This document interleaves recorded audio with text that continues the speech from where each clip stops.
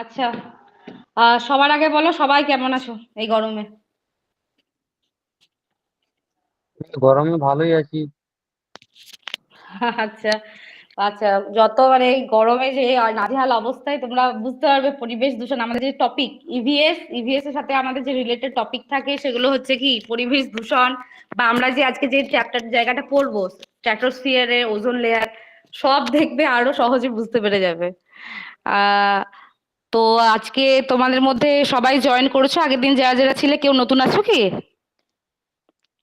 হ্যাঁ ম্যাম, আমি নতুন আছি।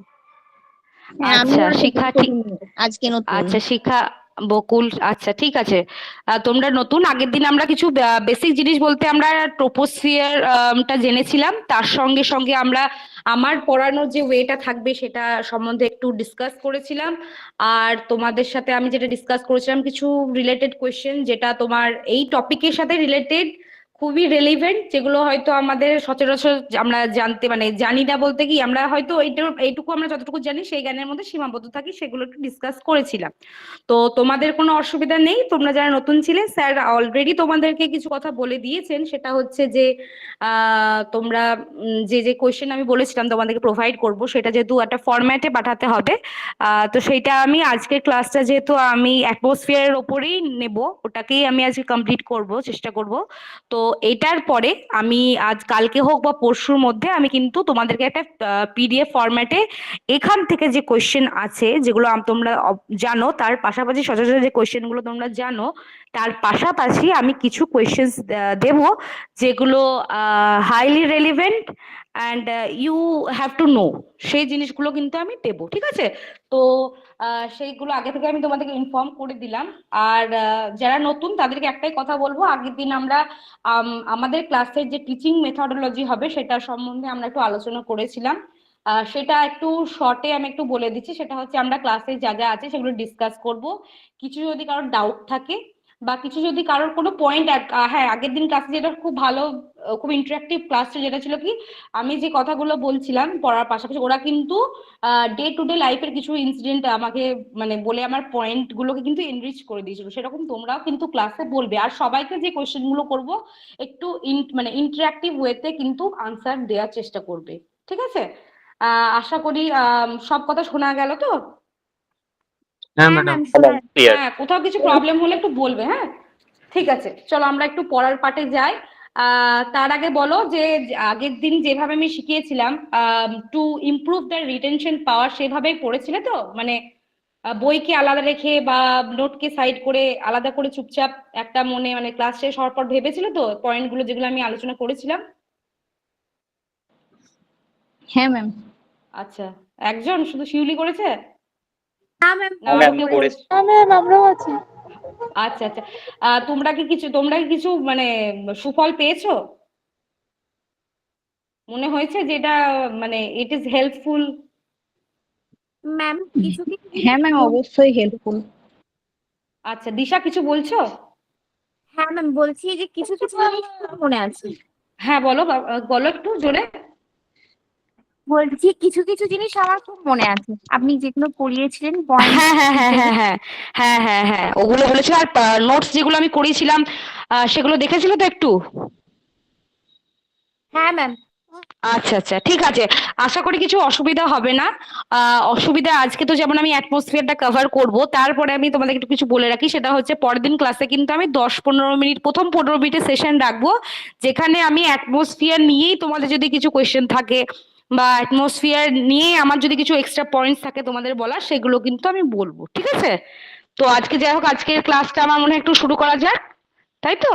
চলো আমরা ক্লাসটা শুরু করি। উম আচ্ছা। আচ্ছা, তোমাদের মধ্যে নামটা কি ছিল যেন? যে অ্যারোসল জিজ্ঞাসা করেছিল, সুদীপ না কি ছিল? আহ কি নাম ছিল গো সেই স্টুডেন্টের? ম্যাম সুমিত মনে হয়। সুমিত, সুমিত, সে কি আছে? আচ্ছা, সে যদি নাও থাকে, ক্লাস যেহেতু পরে আচ্ছা সুমিত, বেশ। তো তোমার একটা কোয়েশ্চেন ছিল যেটা আমি তোমাকে কথা দিয়েছিলাম, যে আমি যেহেতু ক্লাসের টাইমের একটা ক্রাইসিস ছিল, এন্ডের দিকে আমরা এসেছিলাম, তবুও আমি তোমাকে বুঝিয়ে দিয়েছিলাম, আমি বলেছিলাম একটু গুছিয়ে কিন্তু আমি তোমাকে সেই সংজ্ঞাটা দেবো, যেহেতু তুমি চেয়েছিলে অ্যারোসলের। ঠিক আছে, অ্যারোসলটা আমি যেটা বলেছিলাম ঠিক সেটাই আরো একবার বুঝিয়ে দিচ্ছি। দেখো, আমি একবার তাও বুঝিয়ে দিচ্ছি, সেটা হচ্ছে এয়ার, কথাটা ভাঙো, অ্যারোসলকে কথাতে ভাঙো। কথাটা শুনে খুব ফটোমটো, খুব মনে হচ্ছে খুব কঠিন একটা ওয়ার্ড, কিন্তু মানে ওয়ার্ডটাকে ভাঙো, সে ভাঙলে কি হবে বলো তো? অ্যারো সল, সল মিন্স সলিউশন, অ্যারো মানে হচ্ছে ইয়ার। ঠিক আছে, তাহলে ইয়ারে মানে বাতাসে যদি সলিউশন, সলিউশন মানে কি, কঠিন কিছু মানে কিছু সলিউশন বলতে কি, ছোট ছোট দ্রাবক, মানে কিছু কিছু যে ধরো পার্টিকলস, তাই তো? যেমন আগের দিন আমি বুঝেছিলাম কিছু পার্টিকলস ভালো, যেগুলো তোমার হচ্ছে জীব মানে জীব দেহ থেকে ধরো যারা বা গাছ থেকে ধরো, গাছের পাতা পচে যেগুলো ধরো ছোট ছোট পার্টিকলস আকারে এয়ারের সাথে মিশে, সেগুলো ভালো।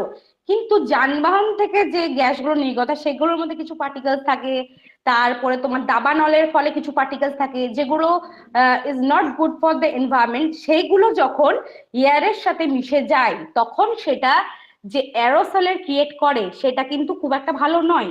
সেটা কি, সেটার ফলে কি একটা দূষণের প্রভাবও তৈরি হয়, তাই তো? এবার একটা হ্যালো ভালো একটা ভালো এরোসল বলো তো, কি একটা ভালো অ্যারোসল?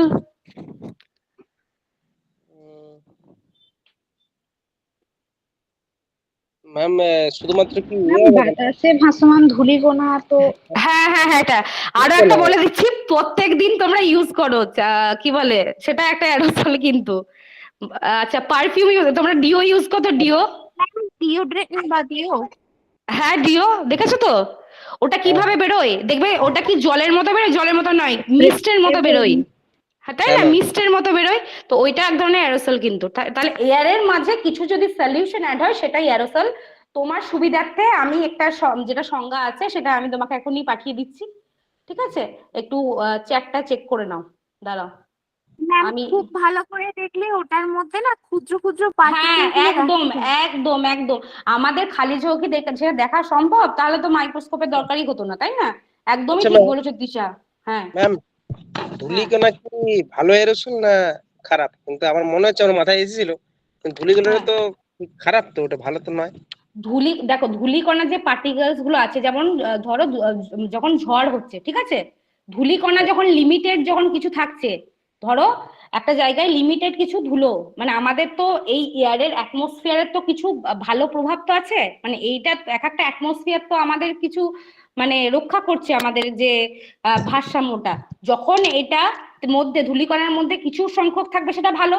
যখন ধূলিঝড়ের আকারে পুরো জিনিসটা ধরো একটা জায়গার সমস্ত জিনিস উড়ে মানে মানে যে ধূলিঝড় হয় সেটার মধ্যে উড়ে যখন নিয়ে গেল, সেটার মধ্যে যখন আরো কিছু পার্টিকেলস থাকলো, সেটা তো অবশ্যই খারাপ। একটা জিনিস হ্যাঁ জানবে, হ্যাঁ একটা জিনিস, কলকারখানার পোড়া ছাই এগুলো তো আর একদম ভালো না। একদম, না আগ্নেয়গিরি এগুলো থেকে ভালো না। গলিত ছাই।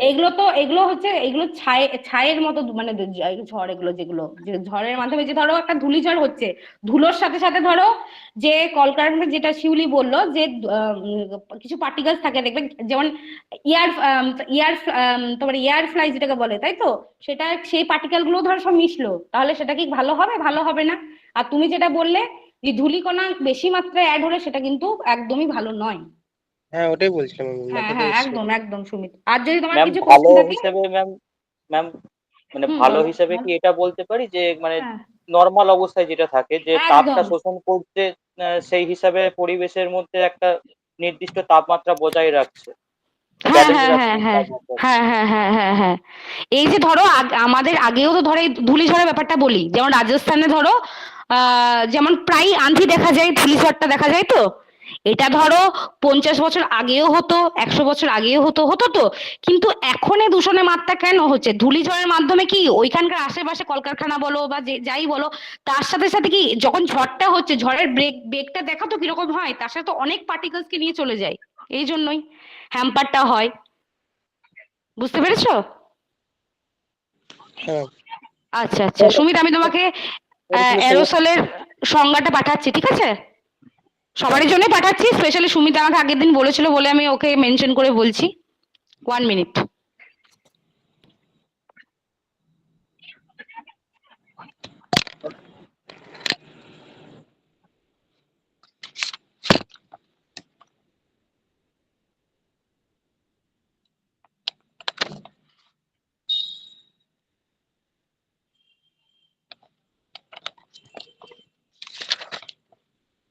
ম্যাম, আমাদের জিওগ্রাফি যে চ্যাপ্টার আছে, হ্যাঁ। সিলেবাসে। হুম। তো যতই কঠিন কোশ্চেন হোক ম্যাম, 9 এর বইটার থেকে ম্যাম অনেক ঠিক আছে ম্যাম। হ্যাঁ দেখো, কঠিন কিছুই হবে না, কিন্তু যখন তোমাকে স্টেটমেন্ট আকারে দিয়ে দেবে না, এখন ওরাও খুব কিন্তু কি বলে স্মার্ট হয়ে গেছে। ওরা কি করছে বলতো, স্টেটমেন্ট আকারে কোয়েশ্চেন দিয়ে দিচ্ছে। হ্যাঁ হ্যাঁ, হ্যাঁ, এবং একদম তুমি এটা ঠিক বলছো। থরলি যদি আমি আগের দিনই বলেছিলাম, কোনো একটা মাদার বুক তোমাকে বেছে নিতে হবে। সেটা তুমি ভালো বুঝতে পারবে যে কোন বইটা ভালো, সেটা তুমি একটু বারে বারে পড়বে, তার সাথে সাথে যে অন্য বইগুলো থেকে পড়বে, কিন্তু যেগুলো এক্সট্রা পয়েন্ট সেগুলো পড়বে, সেগুলো হাইলাইটার দিয়ে হাইলাইট করে রাখবে, তাই তো?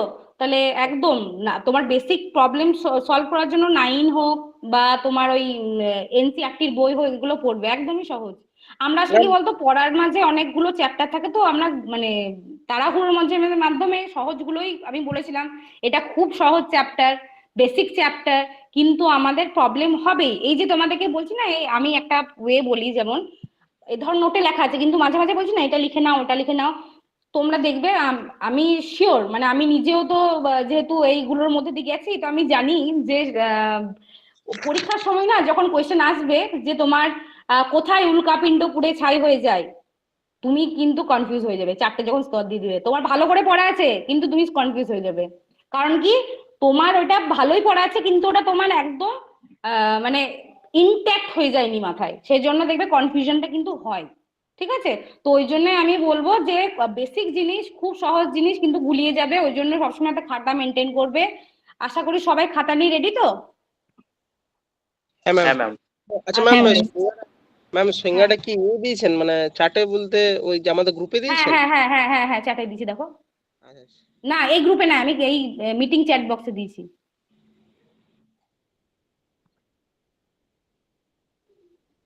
দেখো, যেটা বললাম ঠিক সেটা, আগের দিনে যেটা বলেছি, মানে বায়ুর মধ্যে সূক্ষ্ম পার্টিকেলস মানে কি, সেটা কঠিন বা তরল হতে পারে, প্রাকৃতিক মানব সৃষ্টি হতে পারে। আগের দিনই বললাম, ফগ স্মগ তোমাদেরকে বললাম, বনোচ্ছ্বাস, গিজার বাষ্প, ঠিক আছে, এইগুলো।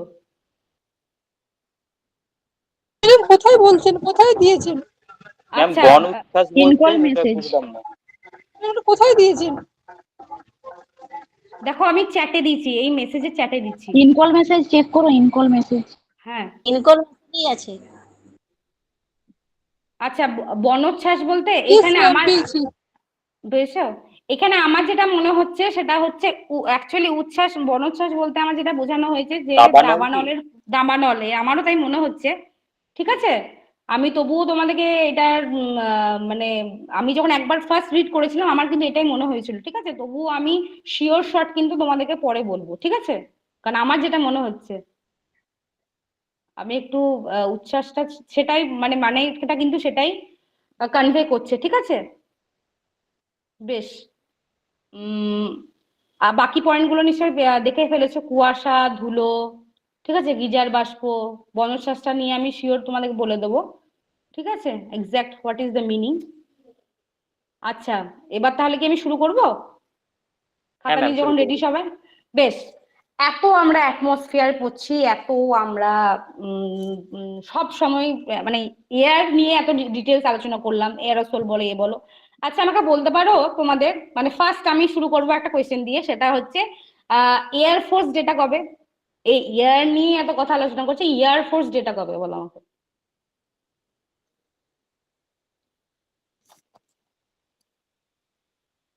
আচ্ছা, যদি কি চেষ্টা করতে পারো বলো, নাহলে আমি বলে দিচ্ছি, ঠিক আছে? সবাই তোমরা আমাকে অলরেডি ইনফর্ম করে দিয়েছো যে তোমরা কিন্তু নোটস মানে তোমাদের কপি নিয়ে রেডি। তাহলে কপিটা ওপেন করো, আর আমি চ্যাটে লিখে দিচ্ছি, লিখে নাও। আচ্ছা দেবরূপা, তুমি অ্যারোসলের ব্যাপারটা দেখতে পেয়েছিলে? হ্যাঁ, দেখতে পেয়েছি। ঠিক আছে, ঠিক আছে, আমি ওই চ্যাট বক্সেই লিখবো, ঠিক আছে? বেশ, আর এয়ারফোর্স ডেটা তাহলে আমি একটু বলে দিই। ম্যাম, বলছি আচ্ছা, অক্টোবরে কি? হ্যাঁ একদম ঠিক মলয়, অক্টোবরে 1 থেকে 10 তারিখের মধ্যেই, ঠিক আছে? আচ্ছা, ডেটটা খেয়াল নেই। হ্যাঁ আমি বলে দিচ্ছি, সেটা হচ্ছে 8 অক্টোবর, 8ই অক্টোবর, ঠিক আছে? একটু লিখে নাও সবাই। মানে তোমার এই মানে ইয়ারের অ্যাটমসফিয়ারের সব বিষয় নিয়ে আর কোনো অত চিন্তা থাকবে না, এগুলো নোট ডাউন করে নেবে। এগুলো হচ্ছে স্ট্যাটিক জিকের পার্ট, মানে আমি একটা ক্লাসে তোমার দুটো কাজ করে দিচ্ছি, ইভিএস উইথ স্ট্যাটিক জিকে।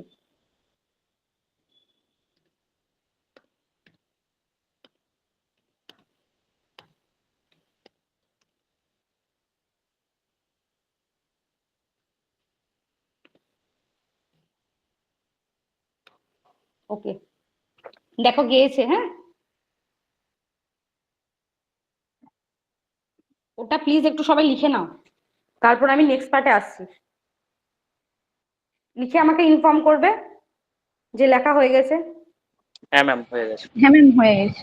হ্যাঁ ম্যাম হয়ে গেছে। বেশ, তাহলে এটা আশা করি তোমরা মাথায় রেখে দেবে, তাই তো? যখন এক কথা যখন এয়ারফোর্স ডে হবে, মানে যখন যদি তোমাকে কনফিউশন করে দিয়ে দেয় যে ধরো 8 অক্টোবর, 8 নভেম্বর, 8 ডিসেম্বর, এটার মধ্যে যেন তুমি না ভুলে যাও, একদম শিওর শট বলতে পারো না, নো ইটস 8 অক্টোবর, ঠিক আছে? ওই পয়েন্টটাই যেন তুমি হাইলাইট করো। ওকে, চলো আমরা এবার আমাদের যে আজকের যে ডিসকাশন সেই পার্টটাতে যাই।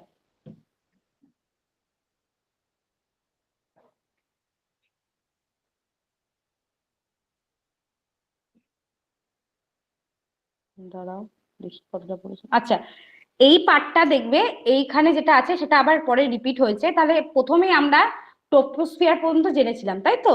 বেশ, আমাকে বলো, আমি একটু জিজ্ঞাসা করি, ট্রপোস্ফিয়ারটার বিস্তৃতি কত কিলোমিটার?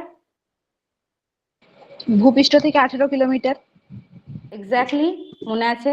ঠিক আছে, অল গুড। চলো এবার আমরা যাই আমাদের পার্টে।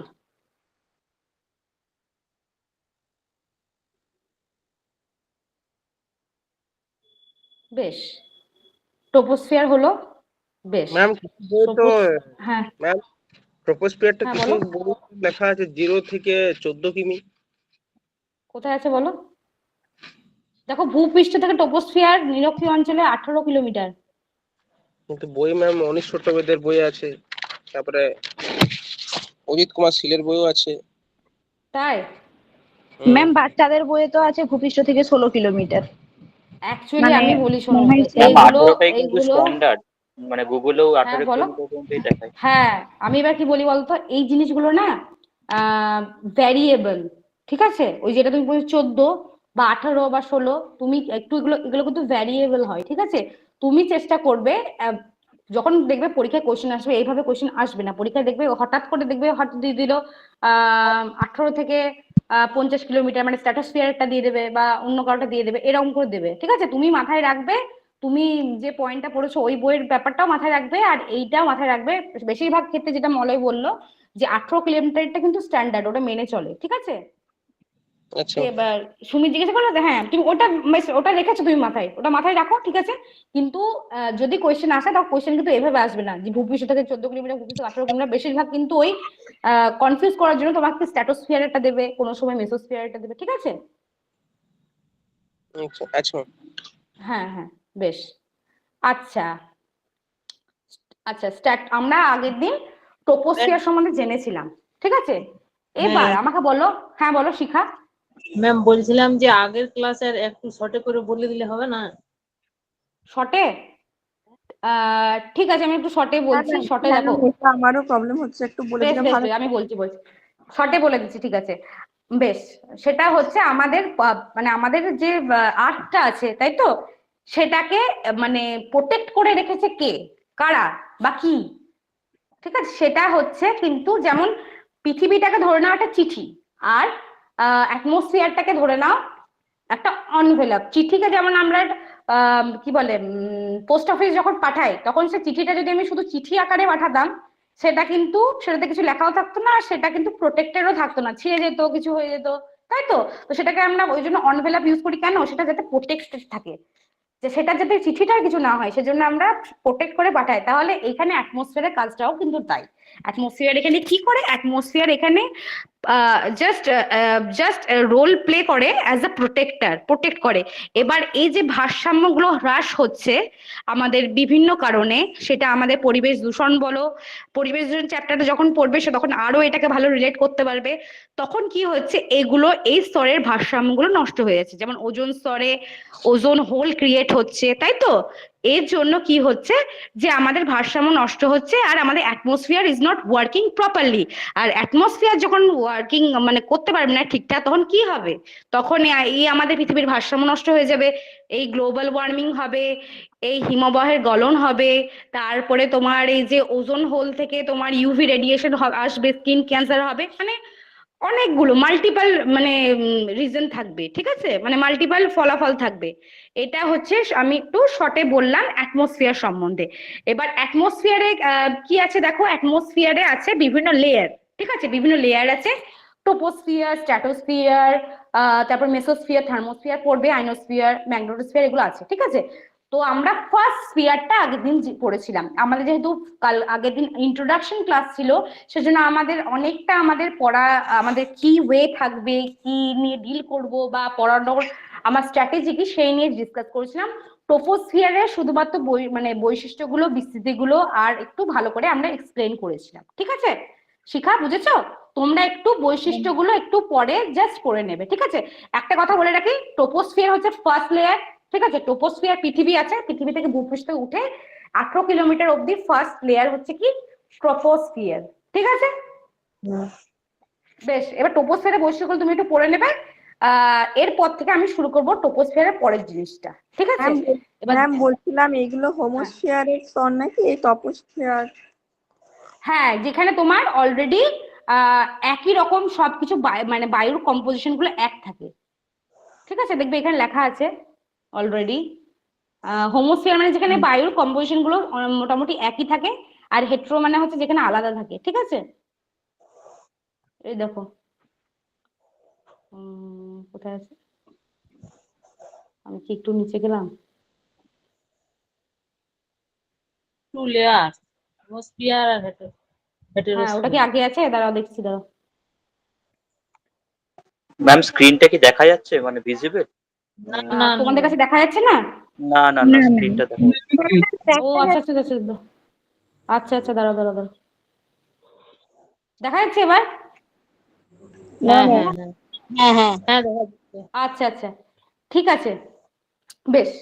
এইটা হচ্ছে তোমার হোমোস্ফিয়ারের মধ্যে যেখানে বায়ুর কম্পোজিশন গুলো একই রকম থাকে, এই ট্রোপোস্ফিয়ার এগুলো, ঠিক আছে।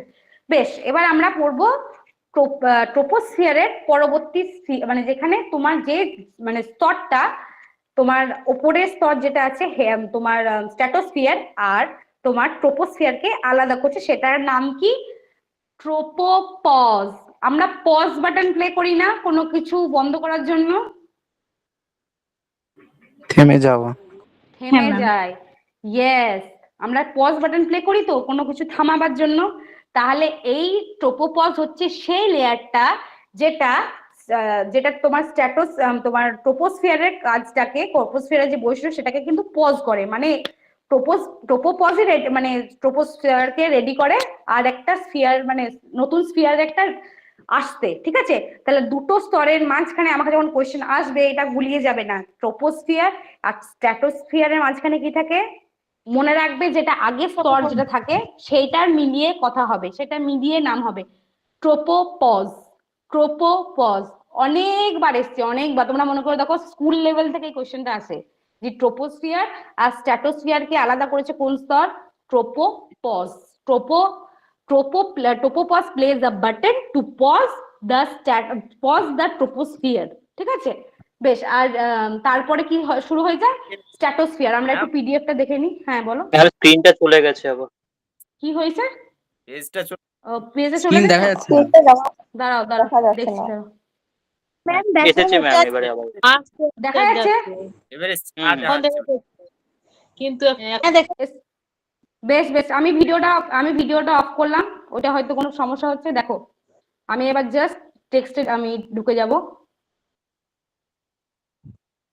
আচ্ছা, ট্রোপোস্ফিয়ারের ঊর্ধ্বে প্রায় 3 কিলোমিটার পর্যন্ত উচ্চতা পর্যন্ত উষ্ণতার হ্রাস বা বৃদ্ধি কোনোটাই ঘটে না। মানে কি, আমরা এতক্ষণ আগের দিন জেনেছিলাম ল্যাপস রেট, তাই না? আমরা আগের দিন জেনেছিলাম তো ল্যাপস রেট, যে উচ্চতা বাড়ার সাথে সাথে কি উষ্ণতা কমতে থাকে, তাই তো? এইখানে কমতে কিন্তু থাকে ম্যাম। ব্যস্তানুপাত হ্যাঁ ল্যাপস রেট, হ্যাঁ সেটা জেনেছিলাম। হ্যাঁ আইসোথার্মাল জোন। আইসোথার্মাল জোন, ঠিক আছে, একদম ঠিক, সমতাপ অঞ্চল মানে যেখানে কিন্তু একই রকম একটা তাপ থাকে। আচ্ছা আমি তোমাদেরকে এটা একটা দিয়ে দেবো পরে, একটা মনে করিয়ে দেবে আমাকে, আমি নোট ডাউন করে নিচ্ছি। এই সমতাপ জাতীয় জিনিসগুলো, সম জিনিসগুলো, এই আইসো কাকে কি বলে, এটা কিন্তু আমি যেরকম একই বায়ুর চাপ থাকে যেখানে সেখানে বলে আইসোবার, এই জিনিসগুলো আমি তোমাদের লিখে দেবো, ঠিক আছে? এটা তোমরা আমাকে মনে করাবে, ঠিক আছে? আমি পয়েন্ট আউট করে নিলাম আমার কপিতে, কিন্তু তোমরা আমাকে মনে করিয়ে দেবে, ঠিক আছে? এগুলো কিন্তু পরীক্ষায় আসে। বেশ, ঠিক আছে। এই স্তরে কিন্তু টোপোস্ফিয়ারকে দেখে টোপোপজকে কিন্তু বিচার করলে চলবে না। টোপোপজে কিন্তু যে জায়গাটা টোপোপজ, সেখানে কিন্তু উষ্ণতার হ্রাস বা বৃদ্ধি কোনোটাই ঘটে না। সেই জন্য এটা কি আলাদা একটা রোল প্লে করে বলে কি এটাকে টোপোপজ বলে। বেশ, এই অংশের ক্ষেত্রে উচ্চতা বৃদ্ধি পেলেও উষ্ণতা অপরিবর্তিত থাকে, যেটা আমরা আগের দিন জেনেছিলাম ল্যাপস রেট। যে কতটা ল্যাপস রেটটা কত বলেছিলাম বলো কেউ? প্রতি কিলোমিটার ম্যাম উচ্চতায় 165 6.5 উচ্চতার ডিগ্রি সাথে সেন্টিগ্রেড। 1 ডিগ্রি হ্যাঁ উষ্ণতা। হ্যাঁ, আরো একটা বলেছিলাম কি 165 মিটার উচ্চতায় 1 ডিগ্রি সেলসিয়াস কমে, তাই তো? যেটা যেরকম কোশ্চেন আসবে আমার সেরকম উত্তর হবে, ঠিক আছে? তাহলে কি এইখানে কিন্তু সেটা দেখলে হবে না, ট্রোপোস্ফিয়ারকে দেখে কিন্তু আমি ট্রোপোপজকে বিচার করব না। এখানে কি উচ্চতা বৃদ্ধি পেলেও কিন্তু উষ্ণতা বাড়বে না, কমবে না, অপরিবর্তিত থাকবে, ঠিক আছে? তাই এই অঞ্চলকে সমতাপ অঞ্চল বলে। সুমিত কিছু বলছো? ইয়েস ম্যাম, বলো। বলছিলাম যে ওটা ল্যাপস রেটটা কত বললেন ম্যাম? আগের দিন আমি বলে দিয়েছিলাম ওই 1 কিলোমিটারে 6.5 ডিগ্রি সেলসিয়াস, নোটেই লেখা আছে। আর একটা বলে দিয়েছিলাম তোমাদেরকে 165 মিটারে 1 ডিগ্রি সেলসিয়াস। আচ্ছা আচ্ছা আচ্ছা। নোটে আছে, দেখবে ওটা। আর আমি 165 মিটারটা ওটা আমি অ্যাড করেছিলাম, ঠিক আছে? বেশ, আচ্ছা তাহলে তাহলে পরীক্ষায় ম্যাম কিন্তু কোশ্চেন আসবে। 6.4 না 5? আচ্ছা 6.4 আছে না এখানে? হ্যাঁ ম্যাম, বইয়েও 6.4 আছে। আচ্ছা আচ্ছা, তাহলে ওটাই আছে, ঠিক আছে? তাহলে আমি কনফিউজ হয়ে গেছি, ঠিক আছে? 6.4 ডিগ্রি সেলসিয়াস, ঠিক আছে? হ্যাঁ ম্যাম। ওটা অ্যাপ্রোপ্রিয়েট, ঠিক আছে? Thank you. আর প্রতি 1000 বেশ, ফুট ম্যাম 3.6 হ্যাঁ হ্যাঁ হ্যাঁ, ঠিক আছে, 3.6 ফারেনহাইট, ঠিক আছে। এইগুলো কি বলতো এক্সট্রা ইনফরমেশন, কি পরীক্ষায় আমার কাছে যেমন কোশ্চেন আসবে, আমি ধরো একটাই জানতে পারতাম 1 কিলোমিটার, কিন্তু আমি কেন জানছি এই মিটারের ব্যাপারটা, কারণ আমাকে পরীক্ষায় যেমন কোশ্চেন আসবে আমি কিন্তু পরীক্ষার মতো করে রেডি থাকতে হবে। আমি এই কোশ্চেনগুলো সব দেবো, তোমাদের যে পিডিএফটা দেবো আমি রেডি করেছি, মানে করবো, সেটাতে আমি এক্সট্রা পয়েন্ট যেগুলো আছে সেগুলো দেওয়ার চেষ্টা করবো, ঠিক আছে? বেশ, তাহলে 6.4 ডিগ্রি সেলসিয়াস এটা হলো, ঠিক আছে। এবার এসো এই আচ্ছা কপি খুলেছো, এয়ারফোর্স ডে লিখলে, এবার লেখো আইসোথার্মাল জোন, এটা লেখো। ইটস ভেরি ভেরি ইম্পর্টেন্ট, পরীক্ষা আসবে।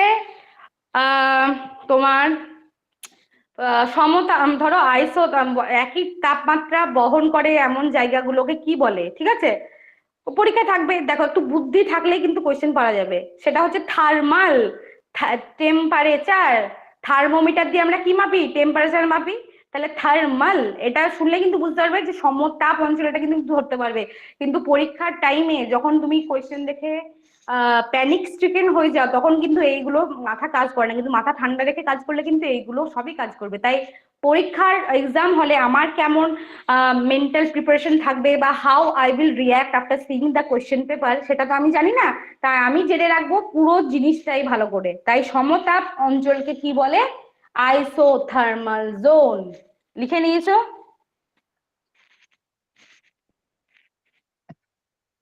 লিখেছো? হ্যাঁ ম্যাম, হয়ে গেছে। আচ্ছা ম্যাম ঠিক আরেকবার আছে। বলুন। ম্যাম আরেকবার বলুন। আরেকবার কোন জিনিসটা বলবো বলো? আইসোথার্মাল জোনটা আরেকবার বলুন না একটু। আচ্ছা, মানে এই অঞ্চলকে সমতাপ অঞ্চল বলে, মানে কি এই অঞ্চলে একই রকম টেম্পারেচার থাকে, সেটাকে কি বলা হয়? Isothermal zone. অঞ্চলকে বলছে জোন, আর সমতাপকে বলছে আইসোথার্মাল। কথার অর্থ, হ্যাঁ বলো। ম্যাম আইসোথার্মাল জোনটা কি ট্রোপোস্ফিয়ার আর স্ট্রাটোস্ফিয়ার কি মাঝখানে? হ্যাঁ, ট্রোপোপজটা দেখো, অলরেডি এখানে আমরা কি নিয়ে ডিসকাস করছি? ট্রোপোপজ, যেটা আমি বললাম না as a pause button play করে, এই যে এইখানটা। ইয়েস ম্যাম, বুঝতে পেরেছি। হ্যাঁ হ্যাঁ হ্যাঁ হ্যাঁ হ্যাঁ, তাহলে বাবাকে একটু বলে দাও ট্রোপোপজের তাহলে আমরা কি পেলাম। ট্রোপোপজে আচ্ছা ভিডিও অন করলে আবার একটা সমস্যা হয়ে যাচ্ছে, তোমার দেখতে পাচ্ছেন, তবু আমি একবার অ্যাড করছি, আমি অন করছি। বেশ, তাহলে কি হচ্ছে, ফার্স্ট হচ্ছে ট্রোপোস্ফিয়ার। ট্রোপোপজটা কি, ট্রোপোস্ফিয়ার আর স্ট্র্যাটোস্ফিয়ারকে আলাদা করছে। তারপরে কি, তো এখানে কি তাপমাত্রার কোনো পরিবর্তন হয় না, অপরিবর্তিত থাকে, সমতাপ অঞ্চল থাকে, ওই জন্য এটাকে কি বলা হয়, আইসোথার্মাল জোন। খুব সহজ জিনিস, দুটো পয়েন্ট উঠে এলো খুব ভালো মতো, সেটা হচ্ছে কোন পার্টটা আলাদা করে, তাকে আমরা কি বলি, পজ বাটন কে প্লে করে, ট্রোপোপজ। কার কার মধ্যে প্লে করে বুঝলাম। এরপরে আসছে তোমার সমতাপ অঞ্চল বা ম্যাডাম আইসোথার্মাল জোন। ম্যাডাম বলছি আইসোথার্মাল জোনটা আরেকবার বলুন তো। বলছি, দেখো এইখানে কি, এইখানে যেমন আমরা আগের দিন জেনেছিলাম ট্রোপোস্ফিয়ারে উচ্চতা বাড়ছে, উষ্ণতা কমছে, তাই তো। এইখানে কিন্তু ওসব কিচ্ছু নেই, ট্রোপোস্ফিয়ারের ওপরেই তো ট্রোপোপজটা পড়ছে, কিন্তু এই এরিয়াতে কিন্তু ওই উচ্চতা বাড়ার সাথে উষ্ণতা বাড়বে এটা কিছু নাই, একটা টেম্পারেচার একদম অপরিবর্তিত থাকে, ঠিক আছে। সেই জন্য এটাকে কি বলা হয়, আইসোথার্মাল জোন। জাস্ট এটা মনে রাখবে, ট্রোপোপজ আইসোথার্মাল জোন, সেখানে আচ্ছা কি ম্যাম, তাপ সবসময় অপরিবর্তিত থাকে। হ্যাঁ বলো। ম্যাম ট্রোপোপজের গড় উচ্চতা মেরুর উপরে 8 কিমি, তাহলে মেরু বলতে কি মানে নিরক্ষরেখাটা ধরবো? না, মেরু মানে তো আমাদের যে পয়েন্টটা, আমাদের পৃথিবীর ধরো যে মেরু পয়েন্টটা, একদম মিডিল একদম যে ডট পয়েন্ট আর এক্সট্রিম সাউথ নর্থ আর point, extreme south. Extreme north extreme south, একদম মেরুতে। মানে মেরু বলতে কি আমাদের ওই যেটা মেরু উত্তর মেরু? বলতে হ্যাঁ, মেরু বলতে গোলকের উপরের পয়েন্টটা নিচের পয়েন্টটা, আচ্ছা ঠিক আছে। দেখো ওখানে তো বিস্তৃতি অবভিয়াসলি কম হয়, নিরক্ষীয় অঞ্চল মানে কি পৃথিবীর মধ্যেকার অঞ্চল, তাই তো। সেখানে তোমার কি, যেখানে তোমার বিস্তৃতিটা বেশি, তাই তো, সেখানে তো স্বাভাবিক তোমার সরি দাঁড়াও, আমি শিখছি আস্তে আস্তে, আর একটু ভালো গোল হবে, কেউ হেসো না। ঠিক আছে, এটা বোঝালাম। ম্যাম দেখো তো দেখতে এইখানে পাচ্ছি কি, না। আবার দেখতে পাচ্ছ না, আমি ভিডিওটা অফ করছি, দাঁড়াও, এটা এই জন্যই প্রবলেম হচ্ছে আই থিঙ্ক। আচ্ছা দেখো, এবার দেখতে পাচ্ছ নাকি বলবে হ্যাঁ আমাকে।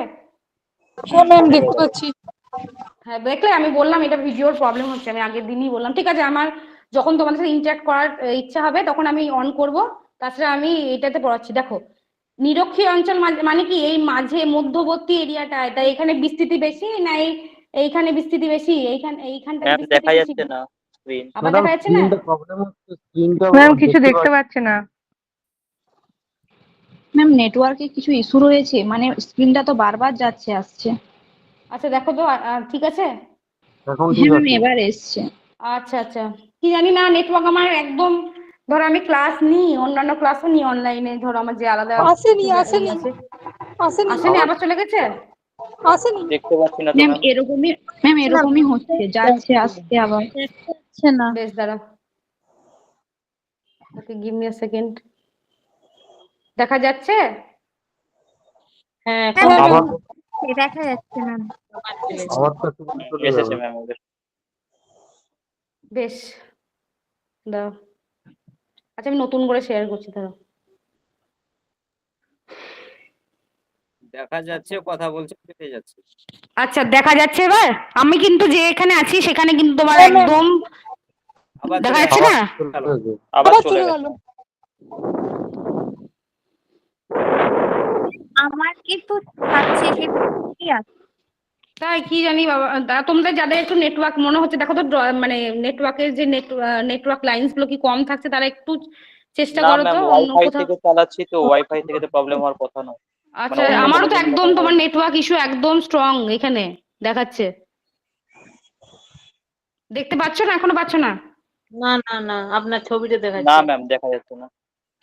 বেশ প্রথম থেকে দাঁড়া, স্ক্রিনটা শেয়ার করুন, দেখুন হয়ে যাবে আশা করি। আচ্ছা স্যার, আচ্ছা দাঁড়ান আমি চেষ্টা করছি, 1 মিনিট।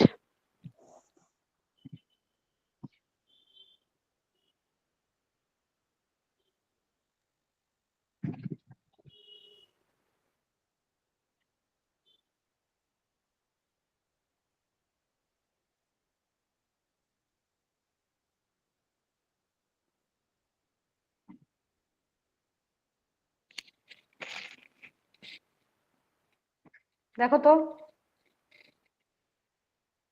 হ্যাঁ ম্যাম হ্যাঁ এসেছে। এসেছে। হ্যাঁ ম্যাম এসছে। আচ্ছা ঠিক আছে, যাক আমি তো ফিঙ্গার ক্রস করে রেখেছি যে কি হবে কে জানে। এবার দেখ, ঠিক আছে দেখো, যখন যখন প্রবলেম আমাকে বলবে, ঠিক আছে? বেশ, দেখো আমি এটা যাই হোক আমার মতো একটা আমার পৃথিবী এঁকেছি, ঠিক আছে? এইটা দেখো, এটা হচ্ছে নিরক্ষ এরিয়া, ঠিক আছে? এখানে তো পৃথিবীর মধ্যবর্তী এরিয়াতে, এখানে তো এক্সপ্যান্ডটা বেশি হবে বলে বেশি বিস্তৃতি হবে। আর এইটা কি, এইটার যে পয়েন্টটা, এটা কি, এটা মেরুতে, ঠিক আছে? তাই এইগুলোতে তো অলরেডি বিস্তৃতি কম, তাই কি এখানে কি হবে, এখানে অলরেডি বিস্তৃতিটা কমই হবে, তাই এখানে যেটা অনেকটা কিলোমিটার সেটা এখানে কম। বুঝতে পেরেছো সুমিত? Yes ma'am. আচ্ছা ঠিক আছে, বেশ।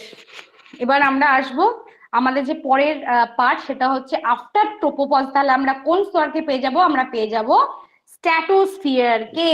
স্ট্র্যাটোস্ফিয়ার খুব ইম্পর্টেন্ট রোল প্লে করে, বেশিরভাগ কোশ্চেন গোলাবে কিন্তু এই স্ট্র্যাটোস্ফিয়ারের কোশ্চেনের সাথে কোনো সময় ট্রোপোস্ফিয়ারের কোশ্চেনের সাথে স্ট্র্যাটোস্ফিয়ারের কোশ্চেনের কোনো সময় মেসোস্ফিয়ারে, ঠিক আছে?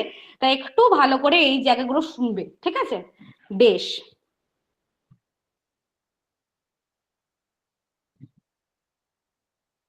স্ট্র্যাটোস্ফিয়ার ট্রোপোপজের ঊর্ধ্বে 50 কিলোমিটার উচ্চতা পর্যন্ত বিস্তৃত এরিয়াকে কি বলবো আমরা? স্ট্র্যাটোস্ফিয়ার। প্লিজ নোট ডাউন, নোটে থাকবে কিন্তু কপিতে লিখতে হবে, কারণ এই যে কমন চ্যাপ্টার সেইখান থেকে যে কোথায় কোথায় ভুল হয় আমি কিন্তু সেইগুলো খুব ভালো করে জানি।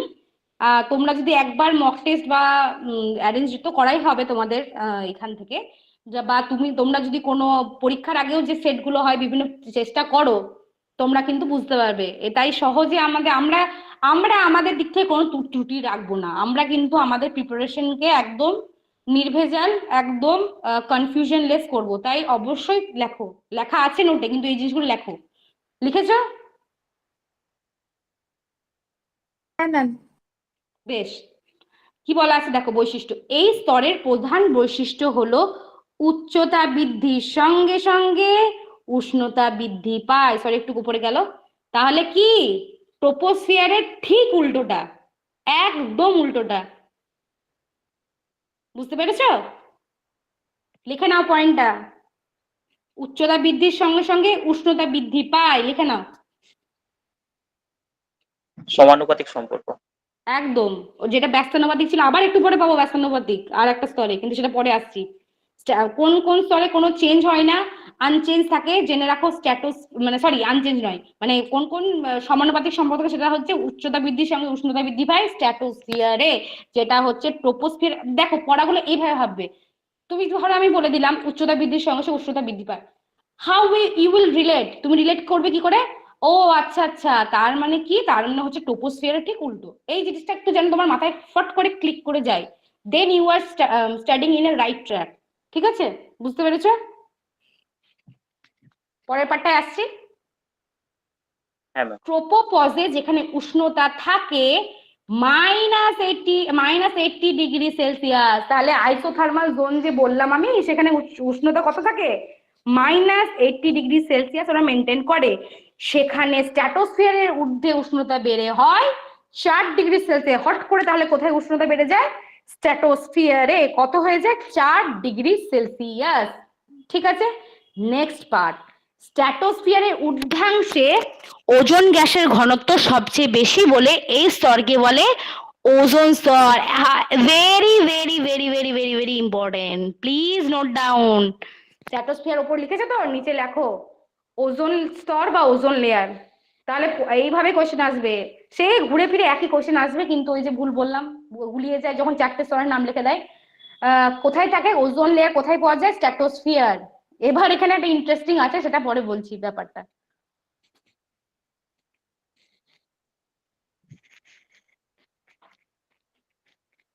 প্রশ্নটা কি বললেন ম্যাম? এখানে হ্যাঁ বলো, আমি কোশ্চেন করেছি ওজোন স্তর বা ওজোন লেয়ার কোন স্তরে দেখা যায়, বা হ্যাঁ বলো বলো।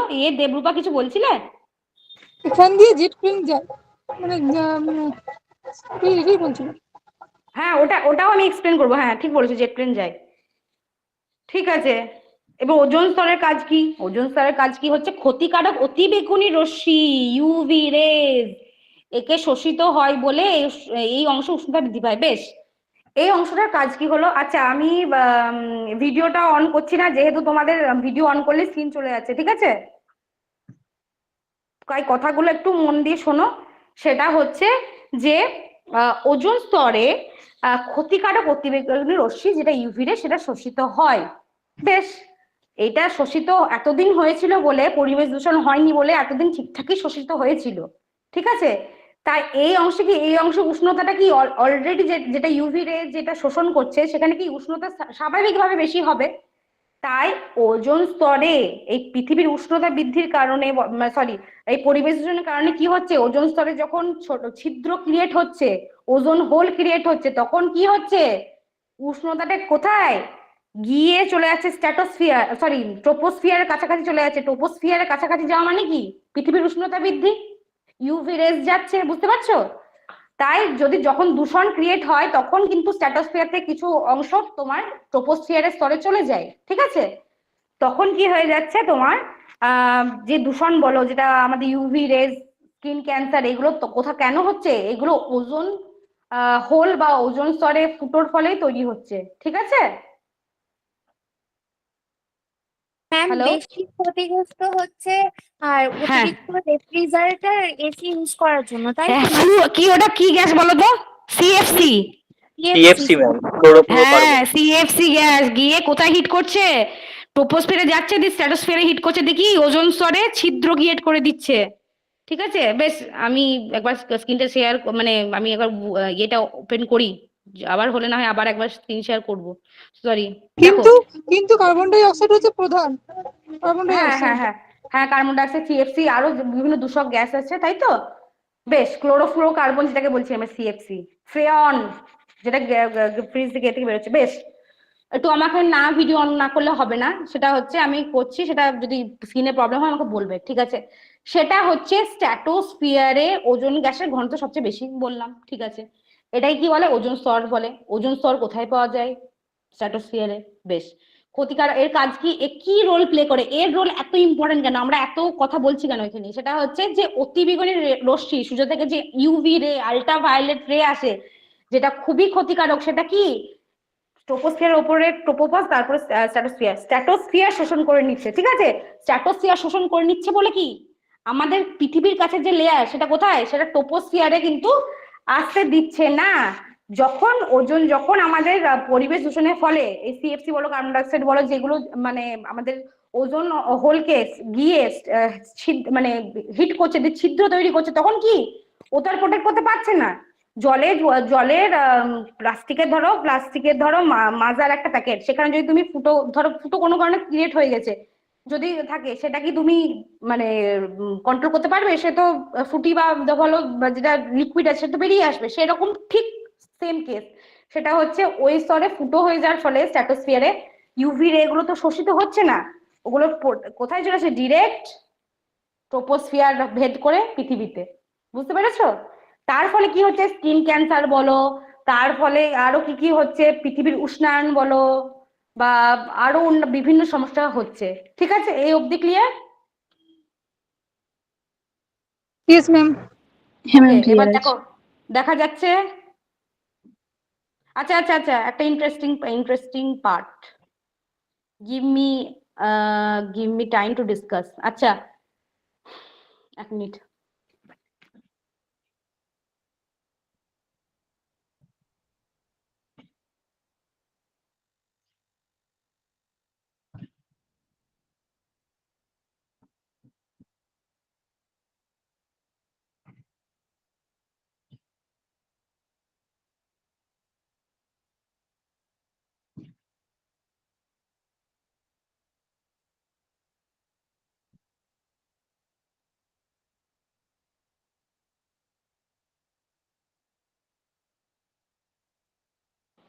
ম্যাম মিউট করা আছে তো।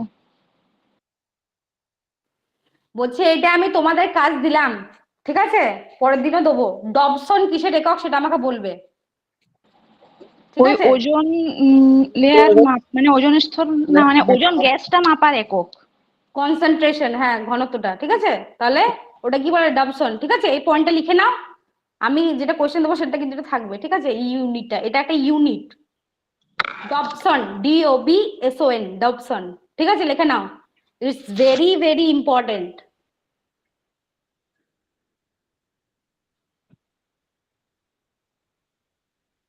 আচ্ছা, দেখা যাচ্ছে? ভিডিওটা অফ করলাম, দেখা যাচ্ছে? হ্যাঁ ম্যাম, দেখা যাচ্ছে। আচ্ছা, ঠিক আছে, ঠিক আছে, বেশ। যেটা এখনই আচ্ছা, এই স্তরে বায়ু প্রবাহ, জলীয় বাষ্প, মেঘ প্রভৃতি এই স্তর দিয়ে যাতায়াত করে একে শান্ত মণ্ডল বলে। ঠিক আছে। আহ আচ্ছা, এই স্তরে বায়ু প্রবাহ, জলীয় বাষ্প, মেঘ প্রভৃতি থাকে, এই স্তর দিয়ে যাতায়াত করে। বেশ, এইখানে একটা কিন্তু পয়েন্ট আছে, সেটা কি? বায়ু প্রবাহ করলে কিন্তু সেটা খুব অল্প মাত্রায়। ঠিক আছে, সেইভাবে যেটা ট্রোপোস্ফিয়ারে যেটা ছিল সেটা কিন্তু এইখানে ওভাবে করে না। ঠিক আছে। ট্রোপোস্ফিয়ারকে আমরা কি বলেছিলাম বলো? ঝড় ক্ষুব্ধ ঝঞ্ঝা মণ্ডল। ট্রোপোস্ফিয়ার আচ্ছা, একটা পয়েন্ট ছিল না, ক্ষুব্ধ মণ্ডল। হ্যাঁ ম্যাম, ক্ষুদ্র মণ্ডল হবে। ক্ষুব্ধ Troposphere. মানে রাগী।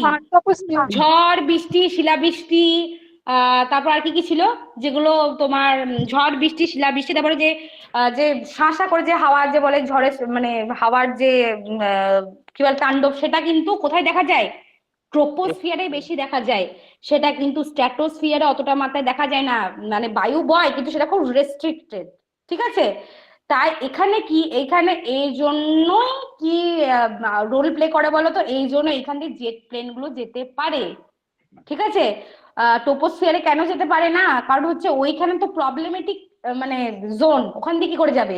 তাই এই জায়গাটা হচ্ছে একটু শান্ত মণ্ডল। দেখবে একটু আগে বললাম শান্ত মণ্ডল, এই এরিয়াটাকে বলছে স্ট্র্যাটোস্ফিয়ারকে।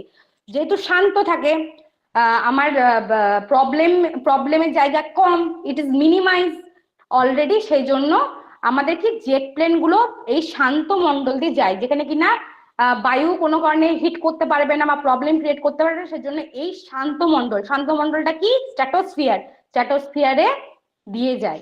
ঠিক আছে। আচ্ছা, তারপরে আচ্ছা, দ্রুতগামী জেট প্লেন গুলো এখান দিয়ে যায়। তাহলে আমি আবার কিছু পয়েন্ট রিকল করে নেব। সেটা হচ্ছে বলো, দাঁড়া এক মিনিট। হ্যাঁ, সেটা আমি পড়ার সাথে সাথে কিন্তু আমি রিভিশন করবো। এটা দিস ইজ মাই স্ট্র্যাটেজি। ঠিক আছে। তাহলে পড়ার যে মানে এটা যে খেয়ে থাকে যেটা, সেটা হারিয়ে যায় না। ঠিক আছে। সেটা হচ্ছে তোমার ব্যাপার হচ্ছে যে আমরা কি পড়লাম এখন? আমরা পড়লাম স্ট্র্যাটোস্ফিয়ার সম্বন্ধে। After tropopause we discussed about the stratosphere.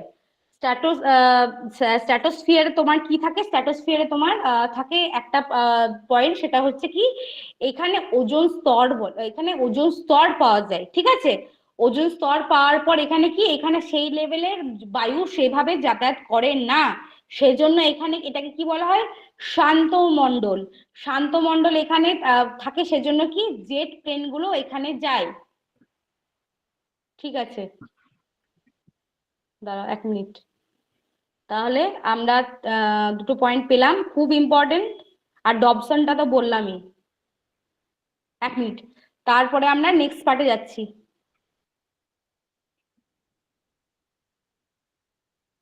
Ma'am, আর একটা পয়েন্ট হলে হবে না যে স্ট্র্যাটোস্ফিয়ারের মানে কত কিলোমিটারের মধ্যে ওজোন স্তরের ঘনত্ব সব থেকে বেশি দেখতে পাওয়া যায়?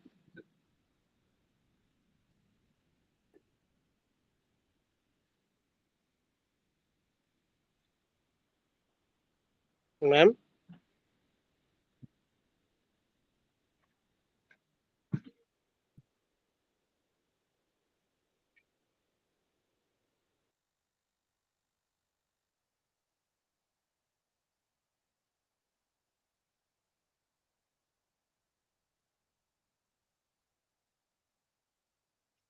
ও সরি সরি সরি সরি, বলছি কেউ কিছু বললে আমি অলরেডি তোমার শোনা যাবে না, আমি মিউট হয়ে গেছিলাম। বলো।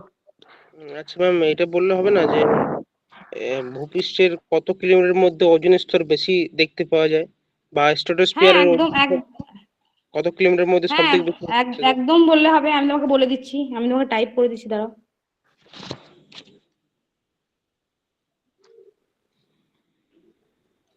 আচ্ছা, তোমার বেশিরভাগ যে ওজন যে তোমাদের বিসিএ থাকে, যেটা তুমি আমাকে একটু আগে বললে, যেটা তোমার কে বলে না 14 কিলোমিটার থাকে, তো সেইটা হ্যাঁ আমি ম্যাম, কিন্তু চেক করেছিলাম। আচ্ছা, সেটা কিন্তু আমি চেক করেছিলাম, ঠিক আছে? তুমি যেটা বললে সেটা তখন তুমি যেরকম, আমি যেরকম বললাম যে এটা ভ্যারি করে, তুমি যখন 14 দেখেছো সেরকম আমি একটা জায়গায় দেখলাম এটা মানে ওইটা দেখার জন্যই দেখলাম তোমার ওইটা, সেটা আমি তখন পেয়েছিলাম 15 থেকে 35 কিলোমিটারের মধ্যে সব থেকে তোমার বেশি থাকে ওজনের যে লেয়ারটা, ঠিক আছে? তোমরা লিখে নাও 15 কিলোমিটার। দেখো আমি একটা কথা বলেছিলাম মনে আছে, যে কিছুটা পার্ট কিন্তু ট্রপোস্ফিয়ারেও থাকে, ট্রপোস্ফিয়ারে থাকে বলে কিন্তু পৃথিবীর উষ্ণায়নটা বাড়ছে, বলেছিলাম না?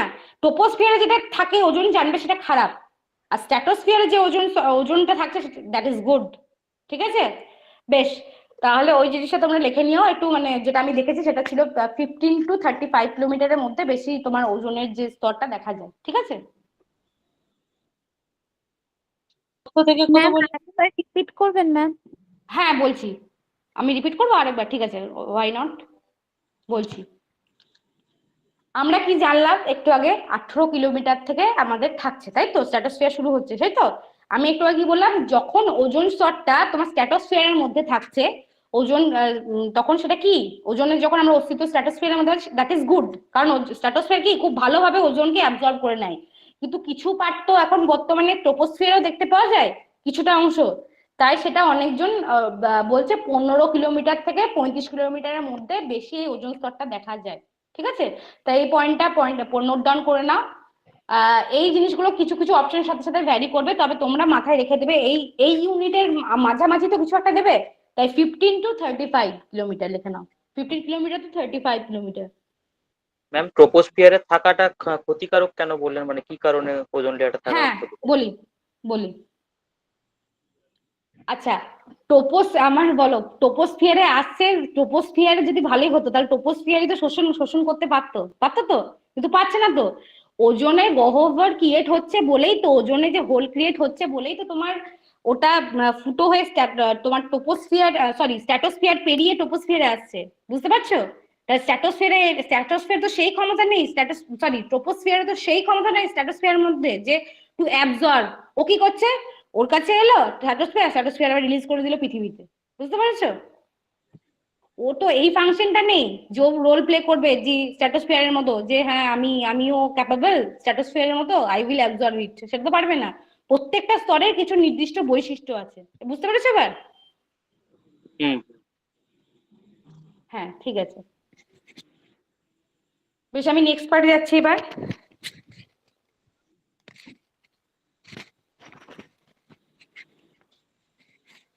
সেটা হচ্ছে স্ট্র্যাটোস্ফিয়ারের পর না, আবার কি আমি বলেছি কি প্রত্যেকটার তোমার স্ফিয়ারের পর একটা করে পজ বাটন হবে, ঠিক আছে? একটা করে পজ বাটন কিন্তু তোমার কাছে আসবে তোমার হাতে। এবার কি পজ বাটন এসছে? স্ট্র্যাটোপজ। সেটা কার মধ্যে? সেটা হচ্ছে তোমার স্ট্র্যাটোস্ফিয়ার আর মেসোস্ফিয়ারের মধ্যে। স্ট্র্যাটোস্ফিয়ার ঊর্ধ্বাংশে কিছু দূর পর্যন্ত উষ্ণতা বাড়েও না কমেও না, যেরকম বলছিলাম, ঠিক আছে? উষ্ণতা একই রকম থাকছে। মানে এই পজ এরিয়া গুলোতে, মানে এটা কেমন বলতো, একটা পার্থক্য ক্রিয়েটকারী একটা লাইন ধরতে গেলে, যেমন একটা লাইন দিয়ে আমরা যেমন দুটো অংশকে পার্থক্য করি, সেরকম এই পজ জাতীয় এরিয়া, ট্রোপোপজ বলো স্ট্র্যাটোপজ বলো, এগুলোতে কি, এগুলো একটা এরিয়া যেখানে কি উষ্ণতাটা একই রকম থাকে, বাড়েও না কমেও না, এই অংশকে কি বলা হয়? স্ট্র্যাটোপজ। পরীক্ষায় কোশ্চেন আসবে, ভালো করে একটু নোট ডাউন করে নাও, সেটা আসবে কি সেই সেম ফ্রেমে কোশ্চেন। স্ট্র্যাটোপজ কোথায় দেখা যায়, কোন কোন স্তরের মাঝে দেখা যায়? তাহলে কি স্ট্র্যাটোস্ফিয়ার আর মেসোস্ফিয়ার, ঠিক আছে? বেশ, মেসোস্ফিয়ার এবার দেখে নাও। স্ট্র্যাটোপজ, তাহলে স্ট্র্যাটোপজ পেরিয়ে গিয়ে আমরা কোন লেয়ারকে পাচ্ছি? মেসোস্ফিয়ারকে। তাহলে স্ট্র্যাটোপজের ঊর্ধ্বে 80 কিলোমিটার উচ্চতা পর্যন্ত অংশকে আমরা কি বলবো? মেসোস্ফিয়ার। স্ট্র্যাটোপজ, তাহলে তোমরা যখন মানে লাইন আপ করছো তখন লিখে নাও, মেসোস্ফিয়ার বলে তো লিখেছো, ওখানে লিখে নাও স্ট্র্যাটোপজ থেকে স্ট্র্যাটোপজের ঊর্ধ্বে 80 কিলোমিটার, স্ট্র্যাটোপজ থেকে স্ট্র্যাটোপজের ঊর্ধ্বে 80 কিলোমিটার, এই জায়গায় লিখে নাও। তারপরের পার্টে আমরা আসছি।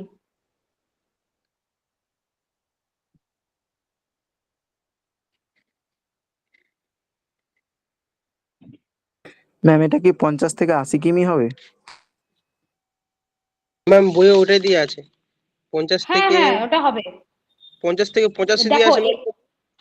হ্যাঁ ওইটা বলছি, এটা ভ্যারিয়েবল, বুঝছো? এক একটা এক এক রকম। তবে আমাদের কি, আমরা স্ট্যান্ডার্ডটা ধরেছি কি 80 কিলোমিটার, মানে এই নোটে দেখবে সেইগুলো আছে যেটা মানে বেশিরভাগ বই ফলো করছে বা কোনো স্ট্যান্ডার্ড বুক কম্পিটিটিভ বুক ফলো করছে, ঠিক আছে?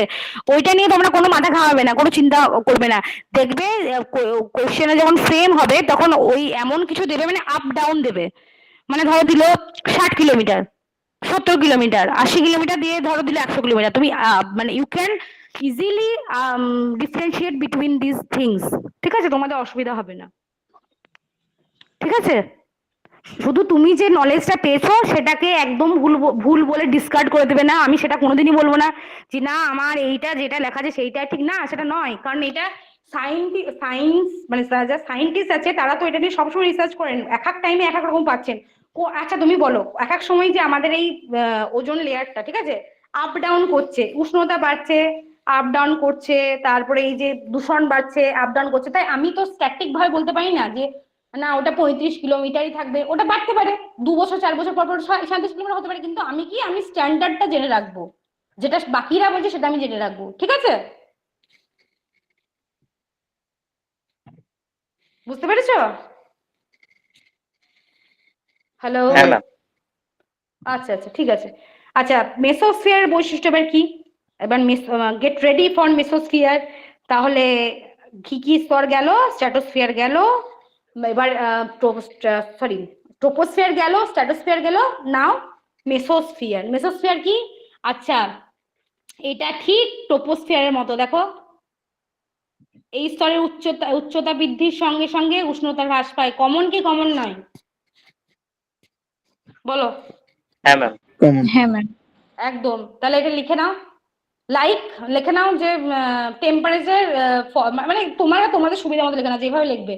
মানে টেম্পারেচারটা অনেকটা মানে যখন লিখবে এটা উচ্চতা বৃদ্ধির সঙ্গে সঙ্গে উষ্ণতা হ্রাস পায়, পাশে প্যাকেটে লিখে নেবে লাইক ট্রোপোস্ফিয়ার। এই জিনিসটা আমি যে বললাম না, রিলেট করে পড়বে, রিলেট করে। আচ্ছা তাহলে স্ট্র্যাটোস্ফিয়ারে উল্টো, তাহলে কার মতো? তাহলে হচ্ছে ট্রোপোস্ফিয়ারের মতো। ওই কোনোভাবে ভুল হয়ে দেখাতে দেখি, কোনোভাবে ভুল হবে না, তোমাদের কনফিউশন থাকবে না। এই যে রিলেটেড পড়া পড়লে না কোনোদিন তোমাদের সমস্যা হবে না। শুধুমাত্র আমি যে একই নোট 4 বার পড়ে গেলাম এটা কোনো বড় কথা নয়, মানে এটা মানে ভালো, কিন্তু আমাকে রিলেট করে পড়তে হবে। মানে রিলেট করে পড়লে কি বলতো, তোমার যে ধরো 10 বার পড়তে হচ্ছে সেটা তো 3-4 বারেই হয়ে যাবে, 2 বারেই হয়ে যাবে। আর এই যে তুমি নোট ডাউন করছো না পরীক্ষার আগে, শুধুমাত্র মানে এমনি নোট করে নিলে পরীক্ষার 10 দিন আগে শুধুমাত্র এগুলো পড়বে, দেখবে প্রচন্ড হেল্প, মানে খুবই খুবই হেল্পফুল হয়। বেশ, এই অংশে বায়ুর চাপও অনেক কম থাকে, তাহলে বায়ুর চাপ কি এখানে কম। এবার আসল কোশ্চেনটা আমি আসি, যেটা বারে বারে বারে বারে আসে, সেটা হচ্ছে ওজোন স্তরের মতো এখানকার সবচেয়ে উল্লেখযোগ্য কোশ্চেন কি? উল্কাপিণ্ড। উল্কাপিণ্ড কোন স্তরে এসে ছাই হয়ে যায়? Very very very very important, একদম ইম্পর্টেন্ট, লিখে নাও, খুবই খুবই ইম্পর্টেন্ট, ঠিক আছে? এটা মানে এত কোশ্চেন দেখেছি তো যে মানে কোশ্চেন দেখলে মানে তোমাদের বলে দিই যে এটা আসবেই বা এটা হবেই। এটা খুব ইম্পর্টেন্ট উল্কাপিণ্ড। যেমন ওখানে ওজোন স্তর ছিল, ঠিক এখানে উল্কাপিণ্ড। পরীক্ষার টাইমে আমি পরীক্ষার তোমাদের সাইকোলজি বলে দিই, সেটাও কি হয়, সেটা হচ্ছে পরীক্ষার সময় গিয়ে এইটা আমার মাথায় তখন কি মাথায় আসে বলতো, যে আচ্ছা ওজোন স্তর ওখানে আছে খুব পাওয়ারফুল, তাহলে বোধহয় স্ট্র্যাটোস্ফিয়ারে বোধহয় উল্কাপিণ্ড পুরো ছাই হয়, মানে অনেক উষ্ণতা যেহেতু ওখানে বেশি। ঠিক যে যে কথা মাথায় আসে আমি তোমাদের সব বলে দিলাম। ওখানে মনে হবে কি, আচ্ছা উষ্ণতা অনেক বেশি, উল্কাপিণ্ডটা অনেক উষ্ণতা বেশি, ওইখানে বোধহয় ক্র্যাশ করে যায়, দিয়ে বোধহয় উষ্ণতা মানে ওখানেই বোধহয় পুড়ে যায়, কিন্তু না, মেসোস্ফিয়ারে পুড়ে যায়, ঠিক আছে? এর কত হাইটে কত টেম্পারেচার লো হয় এটা আছে? আচ্ছা দাঁড়াও দেখে নিচ্ছি।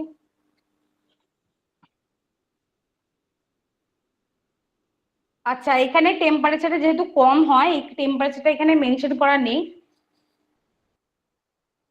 কিন্তু এটা থাকলেও ভালো হয় যদি বাই চান্স। হ্যাঁ হ্যাঁ হ্যাঁ, আমি এগুলো পয়েন্ট আউট করে নিচ্ছি, ঠিক আছে? তোমাদের যা যা লাগবে, আমি যেমন আগের দিন তুমি এরোসল চেয়েছিলে আমি দিয়ে দিয়েছি, আমি এই পয়েন্টটাও নোট ডাউন করে নিচ্ছি। দাঁড়াও, কি জানো? টেম্পারেচার অফ মেসোস্ফিয়ার, ওকে। তাহলে বেতার তরঙ্গটা কি করে হয়? বেতার তরঙ্গ? বেতার তরঙ্গটা কোথায় আছে বলো? আয়োনোস্ফিয়ারে। ওটা তো অনেক লেটে আছে, মানে আমার থার্মোস্ফিয়ার পেরোবো তারপরে আছে আইনোস্ফিয়ার। ওটাও খুব ইম্পর্টেন্ট কোয়েশ্চেন, যাই হোক ওটাও বলে, যাই হোক আগে থেকে ডিসকাস করে নিলে তোমরা। ঠিক আছে?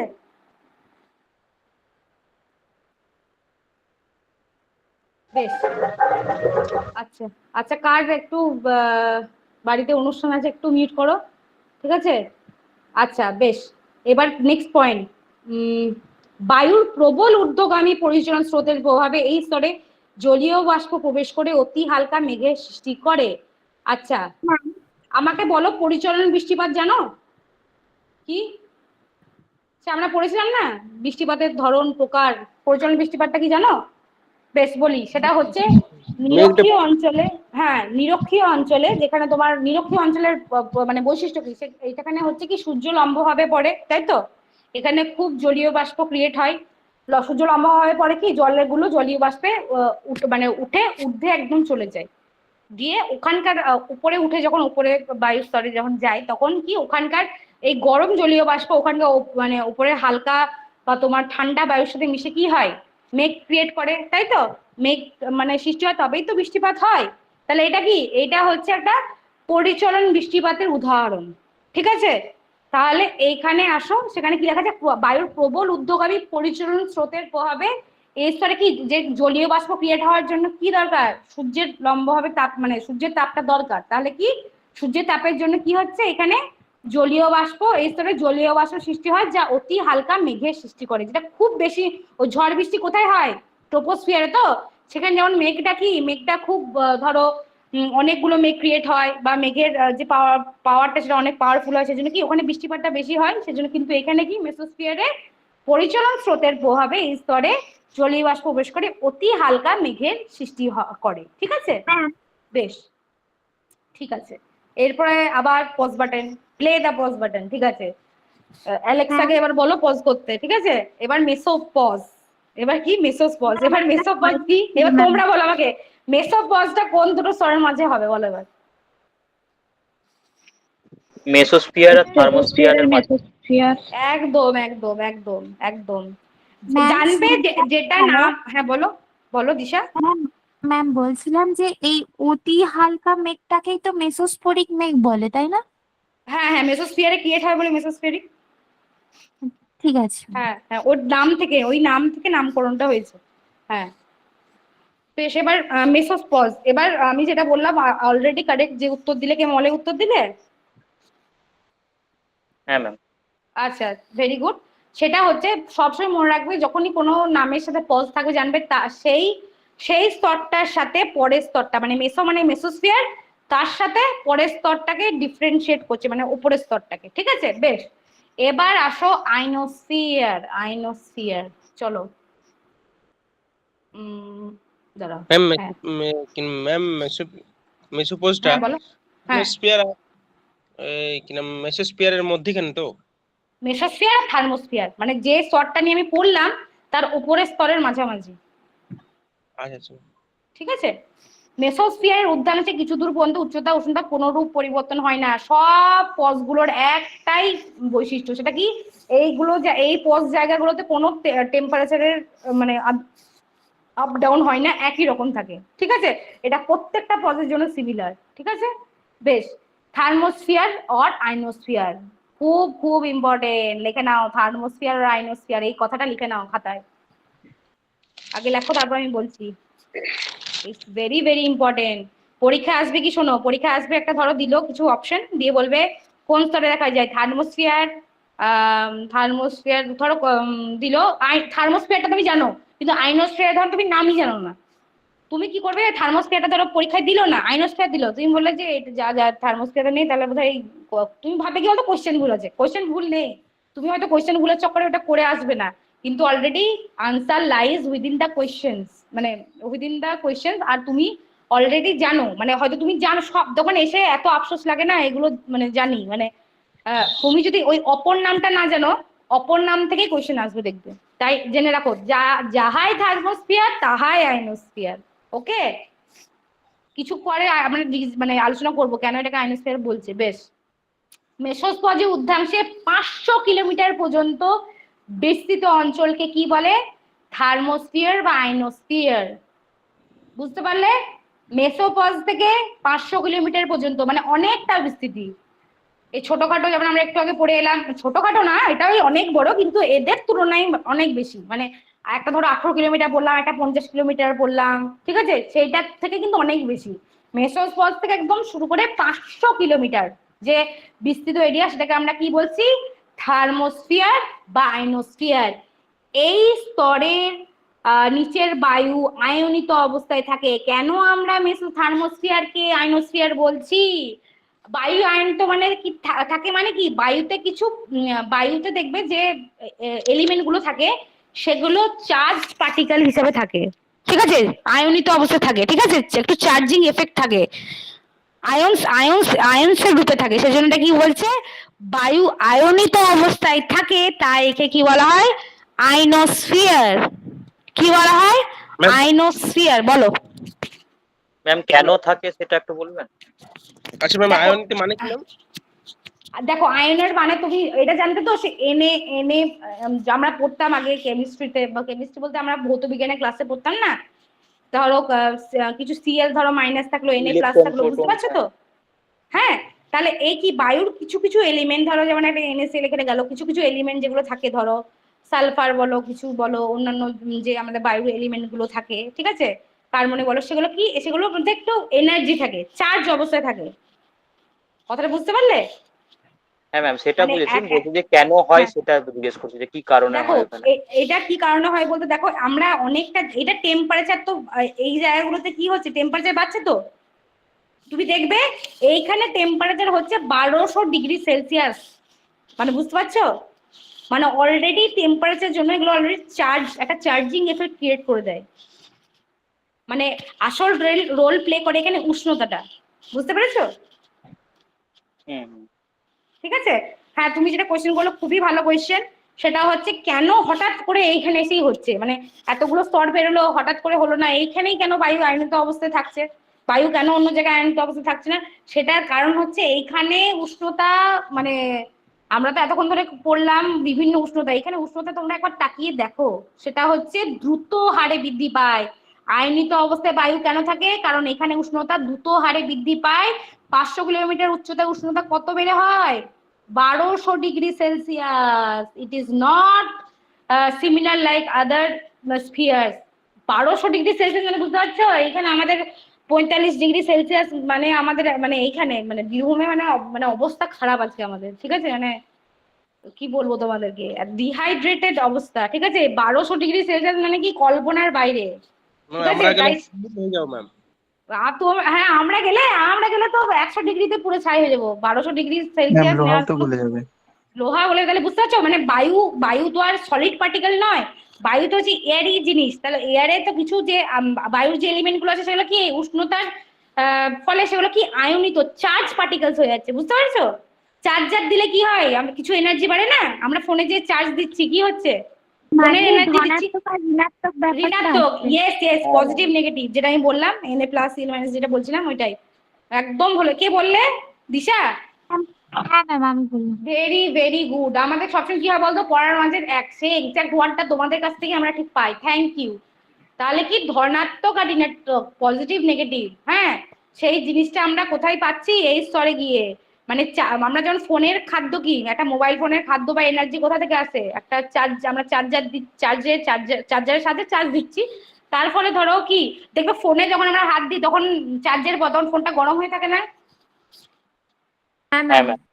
তাহলে ভাবো 1200 ডিগ্রি সেলসিয়াস ওখানে বায়ুর উষ্ণতাটা মানে কি রকম, বায়ুর মানে কম্পোজিশনটা কিরকম থাকবে, আর ওখানে আয়নিত অবস্থায় ওই জন্য থাকে, ঠিক আছে। পজিটিভ নেগেটিভের ব্যাপারটা থাকে ওই তাপমাত্রায়, সেজন্য এটা হয়। বেশ, এবার আসো। দাঁড়াও, মানে ওঠালে একদম উঠে যাচ্ছে আর কমালে একদম কমে যাচ্ছে, দাঁড়াও আমি একটু লেস করি। আচ্ছা, এখানে বায়ুর ঘনত্ব অত্যন্ত কম হয় এবং বায়ুমণ্ডলের প্রধানত আণবিক, আচ্ছা, প্রধানত আণবিক আর পারমাণবিক নাইট্রোজেন বা এই যে চার্জ পার্টিকেলস, যে আমি একটু আগে বললাম, এই নাইট্রোজেন সেই নাইট্রোজেন নয়, কমন নাইট্রোজেন নয়।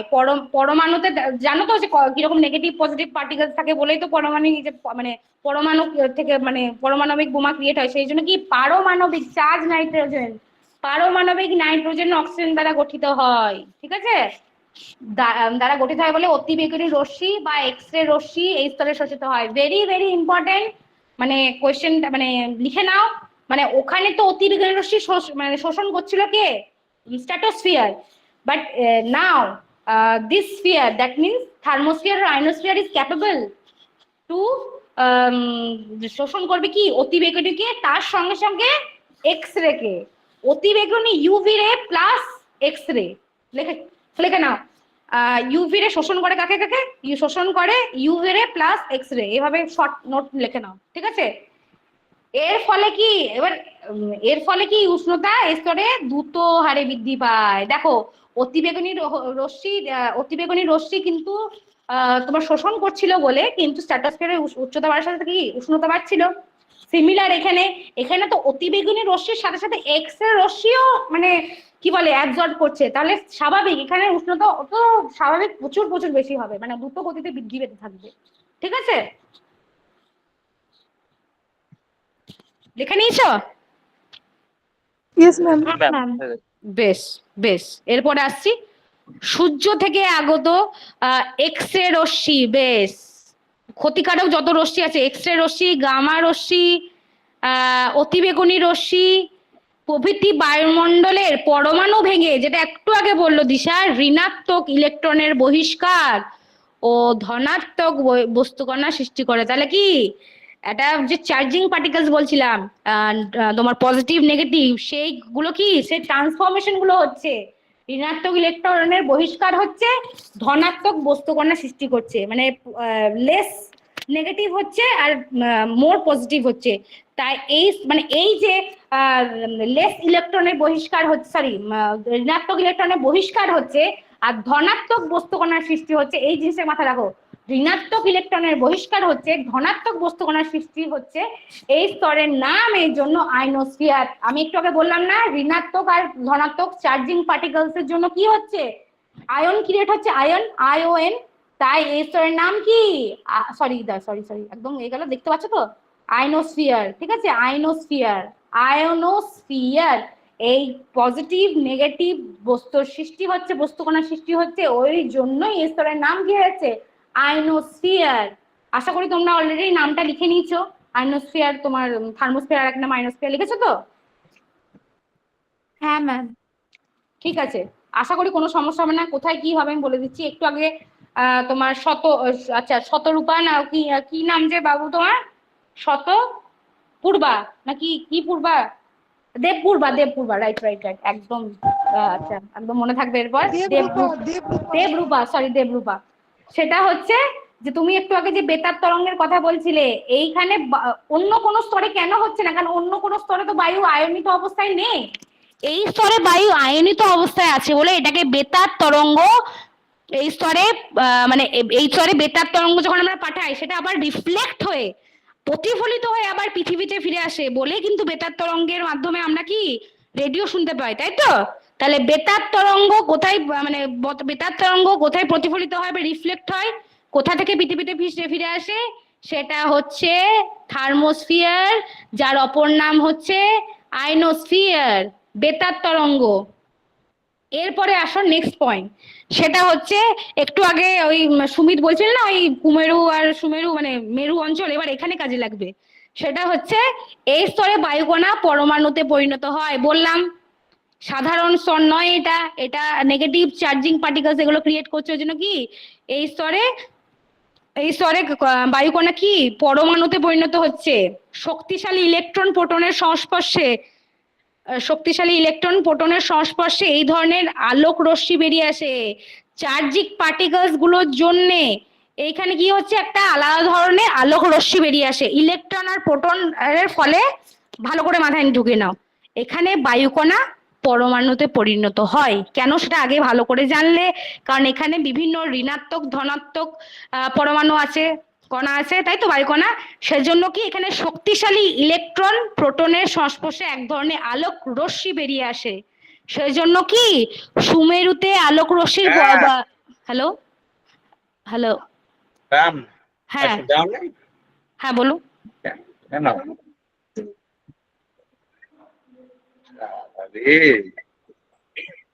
হ্যালো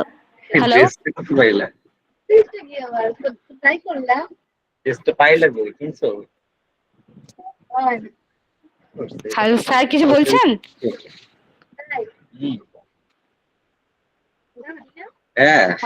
হ্যাঁ স্যার, কিছু বলছেন?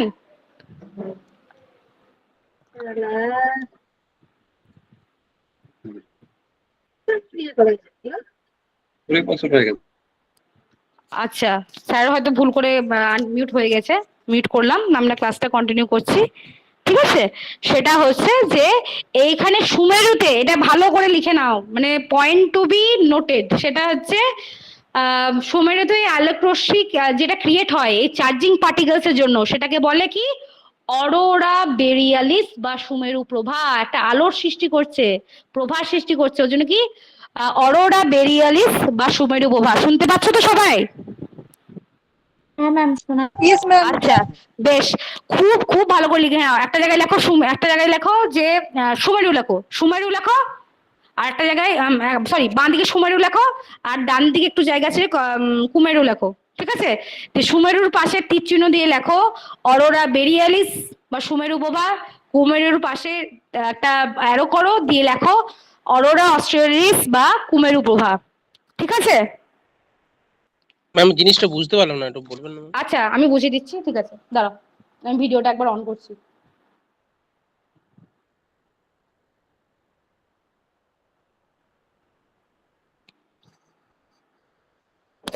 আচ্ছা, আমি কি কথা বললাম, এই স্তরটা সাধারণ যে স্তরগুলো আমরা পেরিয়ে এলাম সেই স্তরের মতো নয়, তাই তো? এখানে কি, এখানে বায়ু আয়নিত অবস্থায় থাকে, মানে কি বায়ুর কিছু কণা সেগুলো চার্জিং অবস্থায় থাকে, মানে ধনাত্মক বা ঋণাত্মক রূপে থাকে, তাই তো?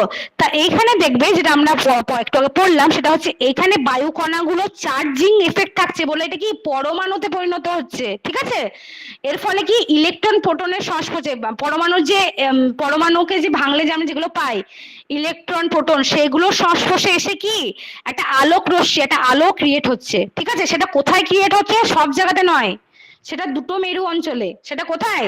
সেটা হচ্ছে সুমেরু আর কুমেরুতে। সুমেরুতে যে লাইটের ক্রিয়েট হচ্ছে, ঠিক আছে, এটাতে আয়ন গুলো, যেটা বোঝালাম যে বায়ু মানে বায়ু কণার জন্য, যে বায়ু কণার জন্য অ্যাকচুয়ালি লাইটটা ক্রিয়েট হচ্ছে। এখানে বায়ুটা যেহেতু আয়নিত অবস্থায় থাকে বলে এখানে এই লাইটটা ক্রিয়েট হচ্ছে। ঠিক আছে, তাই তোমার সুমেরুতে যে লাইটটা ক্রিয়েট হয়, আলোটা ক্রিয়েট হয়, প্রভাটা ক্রিয়েট হয়, সেটাকে আমরা কি বলছি? অরোরা বেরিয়ালিস। একদম সুমেরু মানে হচ্ছে পৃথিবীর একদম উপর পয়েন্টে, আর পৃথিবীর নিচের পয়েন্টে একদম যে বিন্দুটা, সেখানে কি হচ্ছে অরোরা অস্ট্রেলিস বা কুমেরু প্রভা। এটা আমি বলেছি। সুমিত, আর কোনো প্রবলেম? ম্যাম, আর বলুন। আচ্ছা, কোন জায়গাটা বলবো বলো? ম্যাম, পুরোটাই বলুন, একটু নেটওয়ার্ক প্রবলেম ছিল, কেটে কেটে আসছিল, শুনতে বেশ পেলাম। বেশ, আমি একটু আস্তে আস্তে বলছি। ঠিক আছে, সেটা হচ্ছে এটা শুনেছো তো যে এখানকার বায়ুটা আয়নিত অবস্থায় থাকে, নেগেটিভ চার্জিং পার্টিকেলস থাকে, ধনাত্মক ঋণাত্মক, শুনেছো? তাহলে এই স্তরটাতে কি, এই স্তরটাতে যখন ধরো নেগেটিভ পজিটিভের একটা মানে তোমার একটা সংস্পর্শে যখন আসছে, তখন একটা আলোর ক্রিয়েট হচ্ছে, তো শক্তিশালী যে জিনিসগুলো আছে ইলেকট্রন প্রোটন, একটা আলোর সৃষ্টি হচ্ছে। হ্যাঁ ম্যাম। বুঝতে পেরেছো?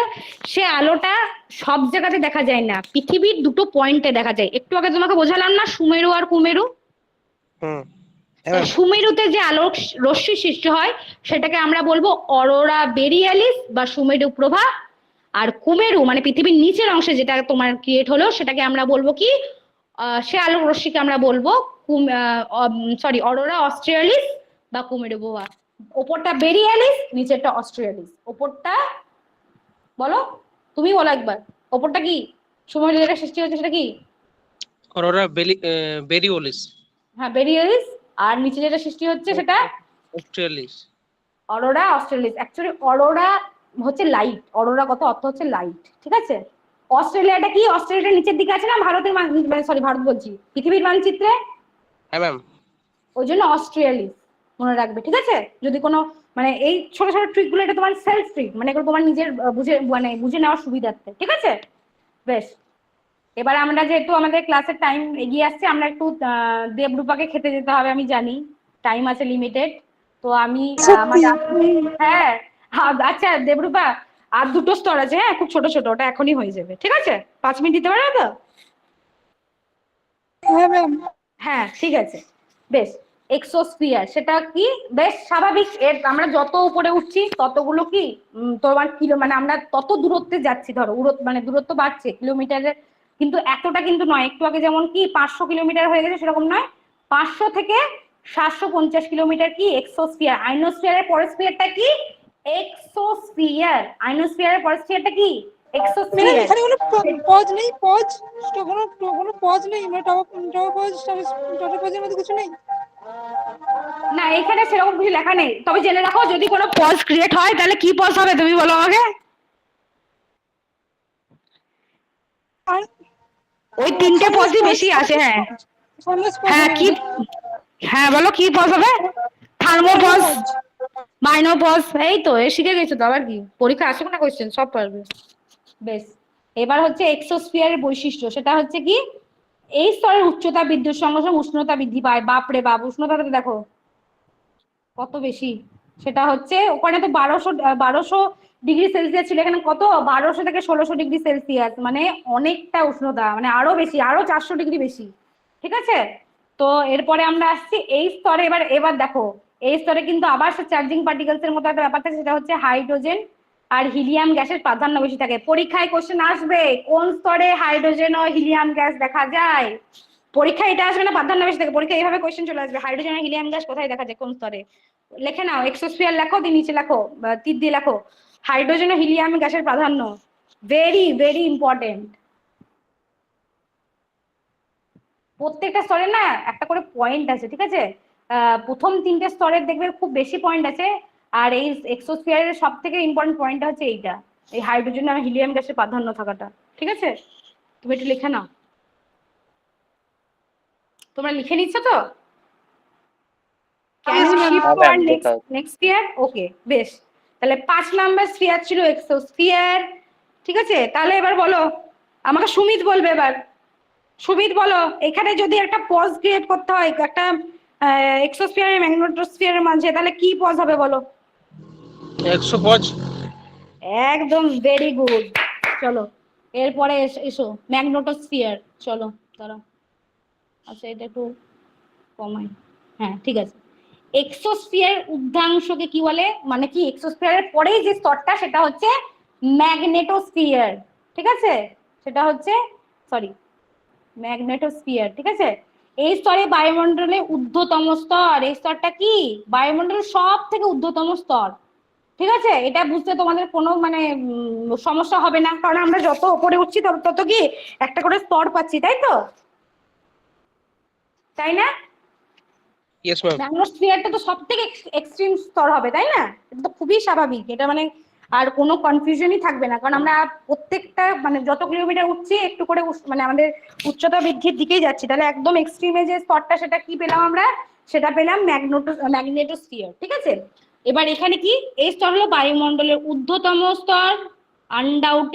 আনডাউটেডলি তোমরা বলতে পারো পৃথিবীর শেষ সীমা। পৃথিবীর শেষ সীমা কোন স্তর?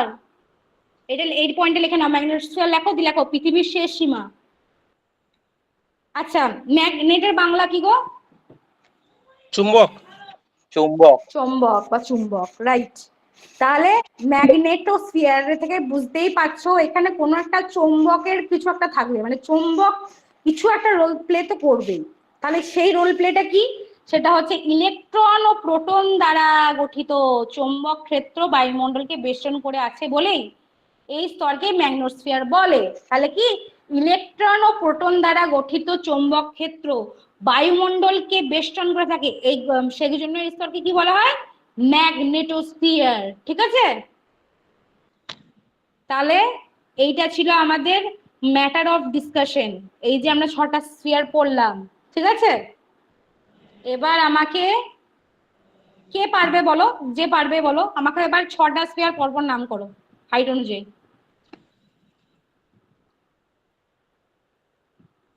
হ্যাঁ কে কে পারবে বলো, আমি তারপরে তাকে মানে তাকে পারমিশন দেবো। বলো আগে বলো।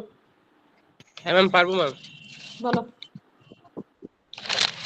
বলো, তুমি না দেখে বলছো তো? হ্যাঁ ম্যাম। না দেখে বলছো তো? হ্যাঁ না দেখি। বেশ বলো। অন্য কাউকে বলুন ম্যাম, তারপরে বলছি।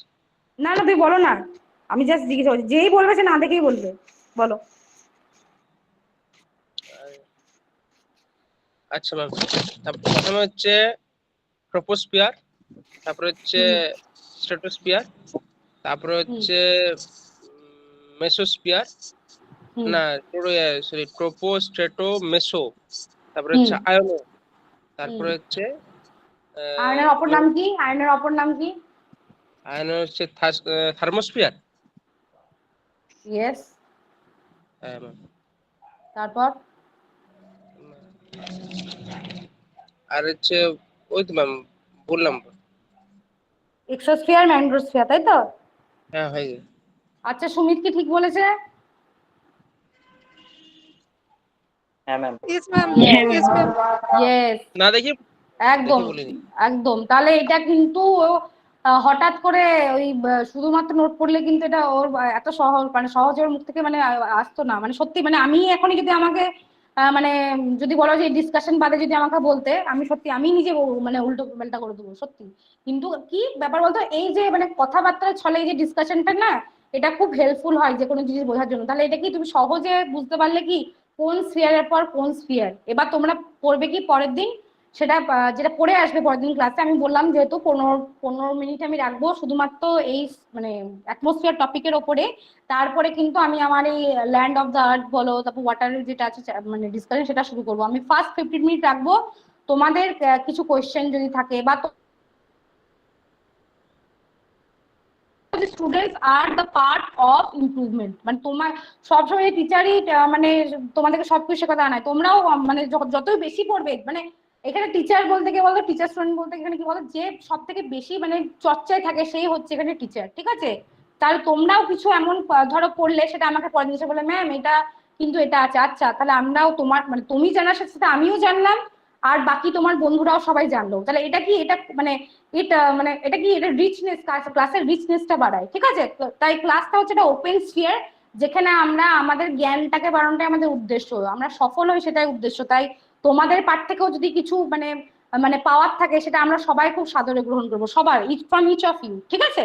তাই আচ্ছা, আমাকে এবার বলো যে কোথাও কি তোমাদের কোনো সমস্যা আছে? না ম্যাম, সমস্যা কিছু নাই। নেই? যাক সুমিত, ঠিক আছে। তুমি তুমি তুমি বললে আর কারো কোনো সমস্যা নেই তো?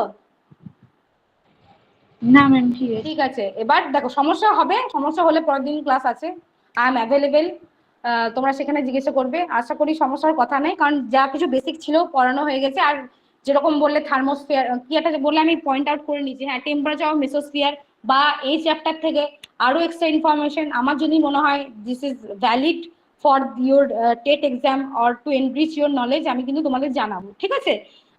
আর আর যে কোয়েশ্চেন গুলো আগের দিনে ছিল তার সাথে সাথে কিছু কোয়েশ্চেন আমি অ্যাড করে তোমাকে পরশুর মধ্যে আমি পাঠিয়ে দেবো পিডিএফ করে। স্যারকে বলবো তোমাদেরকে অলরেডি গ্রুপে পাঠিয়ে দেবেন, সেগুলো কিন্তু তোমরা মানে প্রিন্ট আউট করতে পারো, ঠিক আছে? সেটা তোমরা কিন্তু আনসার গুলো লিখতে থাকবে। পরের দিন যে ডিসকাশনটা আমি বলছি, সেটা কিন্তু ওইটা ধরেই আমি একটু ডিসকাস করবো, ঠিক আছে? আচ্ছা, আমাকে একটু বলবে। হ্যাঁ বলো।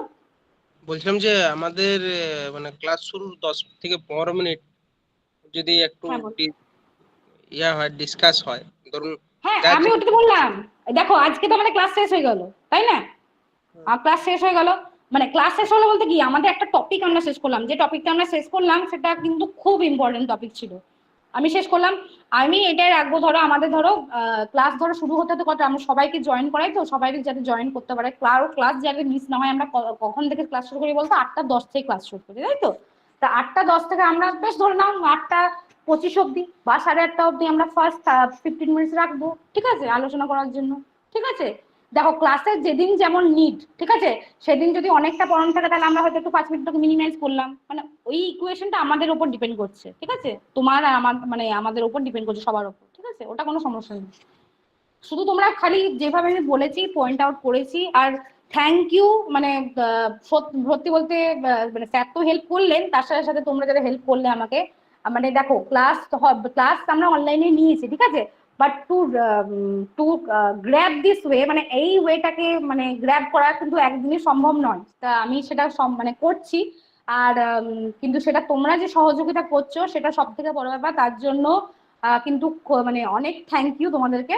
তো সেজন্য কিন্তু আমি ক্লাসটা কিন্তু ভালোভাবে করাতে পেরেছি। আর নেটওয়ার্ক ইস্যু ছিল, কিন্তু আমি ওটা বললাম কালকে, আগের দিন কি প্রবলেম ছিল আমি জানি না, সেই ওয়াইফাই কিন্তু আমি আজকে ইউজ করেছি। মাঝে মাঝে হয়তো ভিডিও অফ করেছি বলে সেই মানে খুব স্মুথলি ক্লাসটা হয়তো আগের দিনের তুলনায় নিতে পেরেছি। তো সেজন্য দেখো এই সব প্রবলেম গুলো আমাদের আসবে, ঠিক আছে, কিন্তু আমাদের যেটা আসল উদ্দেশ্য সেটা হচ্ছে আমাদের পড়ে যাওয়া। তোমরা যেন ঠিকঠাক ভাবে পড়বে, আর যেখানে যেখানে সমস্যা হবে সেগুলো বলবে, ঠিক আছে। আচ্ছা, আমাকে এবার দেখো যে আমি প্রত্যেক দিনের ফিডব্যাক তো নিই ক্লাসে, ঠিক আছে। আজকে ক্লাসে কে কেমন তোমরা এনজয় করেছো বা কার কেমন লেগেছে ক্লাস, সেই ফিডব্যাকটা কিন্তু তোমরা একটু কমেন্ট সেকশনে অবশ্যই দিয়ে যাবে লেফট করার আগে, ঠিক আছে। That is the boost for the whole মানে উইক, মানে আমি কেমন ভাবে ক্লাসটা করবো সেটার একটা বুস্ট মানে বুস্ট আপ ক্রিয়েট করে, ঠিক আছে, বুস্ট দেয় আমাদেরকে, ঠিক আছে। তো I will request you to give a note, specific note, give a feedback.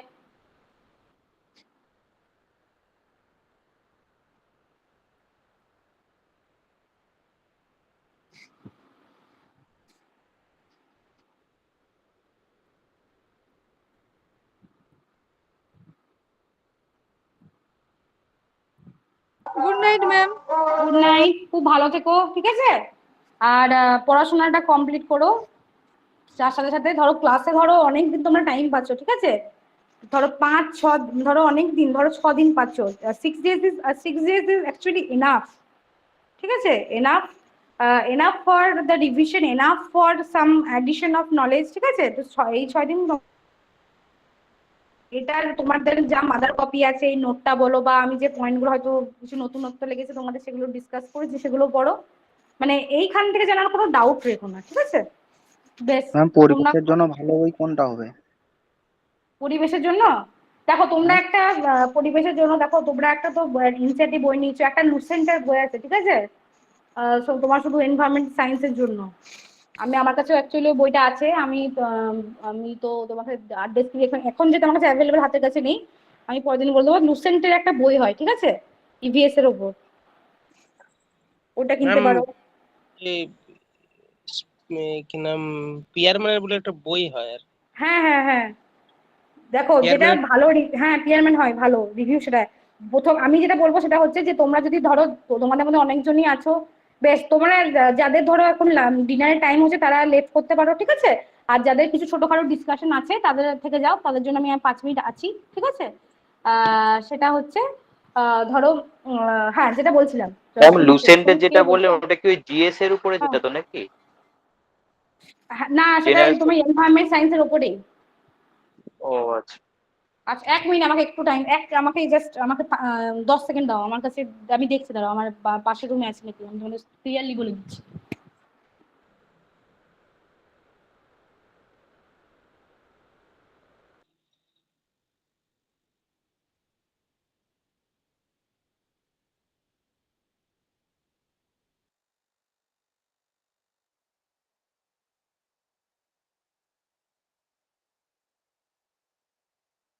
আচ্ছা, ওটা আমার কাছে এই মানে এই কাছাকাছি নেই, ওটা আমাকে তো আছে উপরে, ঠিক আছে, উপরের রুমে। আমি তবে এটা বলতে পারছি লুসেন্টের এনভায়রনমেন্টাল সায়েন্সের বই, আমি তোমাকে পুরো ডিটেইলস পরের দিন ক্লাসে দিয়ে দেবো, ঠিক আছে। হ্যালো ম্যাডাম, লুসেন্টেরটা ইংলিশ ভার্সন? হ্যাঁ ইংলিশ ভার্সন, হ্যাঁ হ্যাঁ। ম্যাম হলুদ কালারের তো বইটা? না, সবুজ সবুজ, লাইট কালারের সবুজ, লাইট শেডের সবুজ, আর তোমার ডার্ক শেডের সবুজ, একটা পৃথিবীর ছবি আছে, ঠিক আছে। ওই বইটা করতে ওটাতে প্রচুর কিছু আছে, মানে ওটা পড়ার আগে তুমি আগে বলবো যে এমনি মাদার বুক যেটা তুমি বললে যে এনসিইআরটি 9 এর বুক বা কিছু ওগুলো পড়ে নিও, ঠিক আছে। হ্যাঁ ম্যাম, ওই ধরন, হ্যাঁ ক্লাস 8-9 এর বই যদি কেউ ফলো করে 9-10, হ্যাঁ অবশ্যই অবশ্যই, হ্যাঁ ওগুলা ওর বাইরে কিছু নাই। হ্যাঁ না, ওর বাইরে কি আছে আমি বলে দিচ্ছি, সেটা হচ্ছে ধরো যেমন ধরো কিছু কিছু এক্সট্রা ইনফরমেশন, ঠিক আছে, সেগুলো ধরো 8-9 বই তো ওটা দেবে না, সেগুলো ধরো তোমার এই কম্পিটিটিভ বইয়ে ধরো বারে বারে অন্যান্য পরীক্ষা এসছে, অন্যান্য স্টেট পিএসসি বলো বা আমাদের পিএসসি বলো, সেইগুলো দেখবে থাকে, ঠিক আছে। তো সেই জন্যই ধরো ওই বইগুলো পড়া, মানে একটু বেশি এলাবোরেট করা থাকে। হ্যাঁ, তবে যে কোনো সাবজেক্ট আমি ধরেই নিচ্ছি, তোমরা ধরো এই বছর থেকে টেটটা দেবে, আমি ধরেই নিচ্ছি, ঠিক আছে। তাই তোমরা প্রথমে একটা বেসিক বুক দিয়ে শুরু করো, যাতে তোমাদের কনসেপ্টটা ক্লিয়ার থাকে। প্রথম থেকেই খুব বুঝে বুঝে গুছিয়ে পড়বে, অ্যাকচুয়ালি কথাটা হচ্ছে বুঝে বুঝে গুছিয়ে পড়া, ঠিক আছে। সেটা চেষ্টা করবে। ঠিক আছে, তাহলে তোমরা এটা পড়ো, আমি তোমাদের রিলেটেড যে কোশ্চেন গুলো আছে এই চ্যাপ্টার থেকে আমি কিন্তু ম্যাম আপনি কি চাকরি করেন? আমি অ্যাকচুয়ালি হ্যাঁ আমি চাকরি করি। ঠিক আছে, ম্যাম স্কুলে করেন না অন্য জায়গায় করেন? School school school teaching is my profession. চলো ঠিক আছে, তোমরাও খুব বড় টিচার, কারণ তোমাদের কাছ থেকে আমি নতুন নতুন প্রত্যেকদিন কিছু না কিছু শিখতে পাচ্ছি। ঠিক আছে, তাই ভালো করে তোমরা পড়াশোনা করো যাতে আমাকেও এনরিচ করতে পারো। ঠিক আছে, চলো আজকের মতো good night, thank you once again for the cooperation. চলো পরের দিন দেখা হচ্ছে। হ্যাঁ বেশ, চলো গুড নাইট, বাই। হ্যাঁ গুড নাইট ম্যাডাম। ওকে।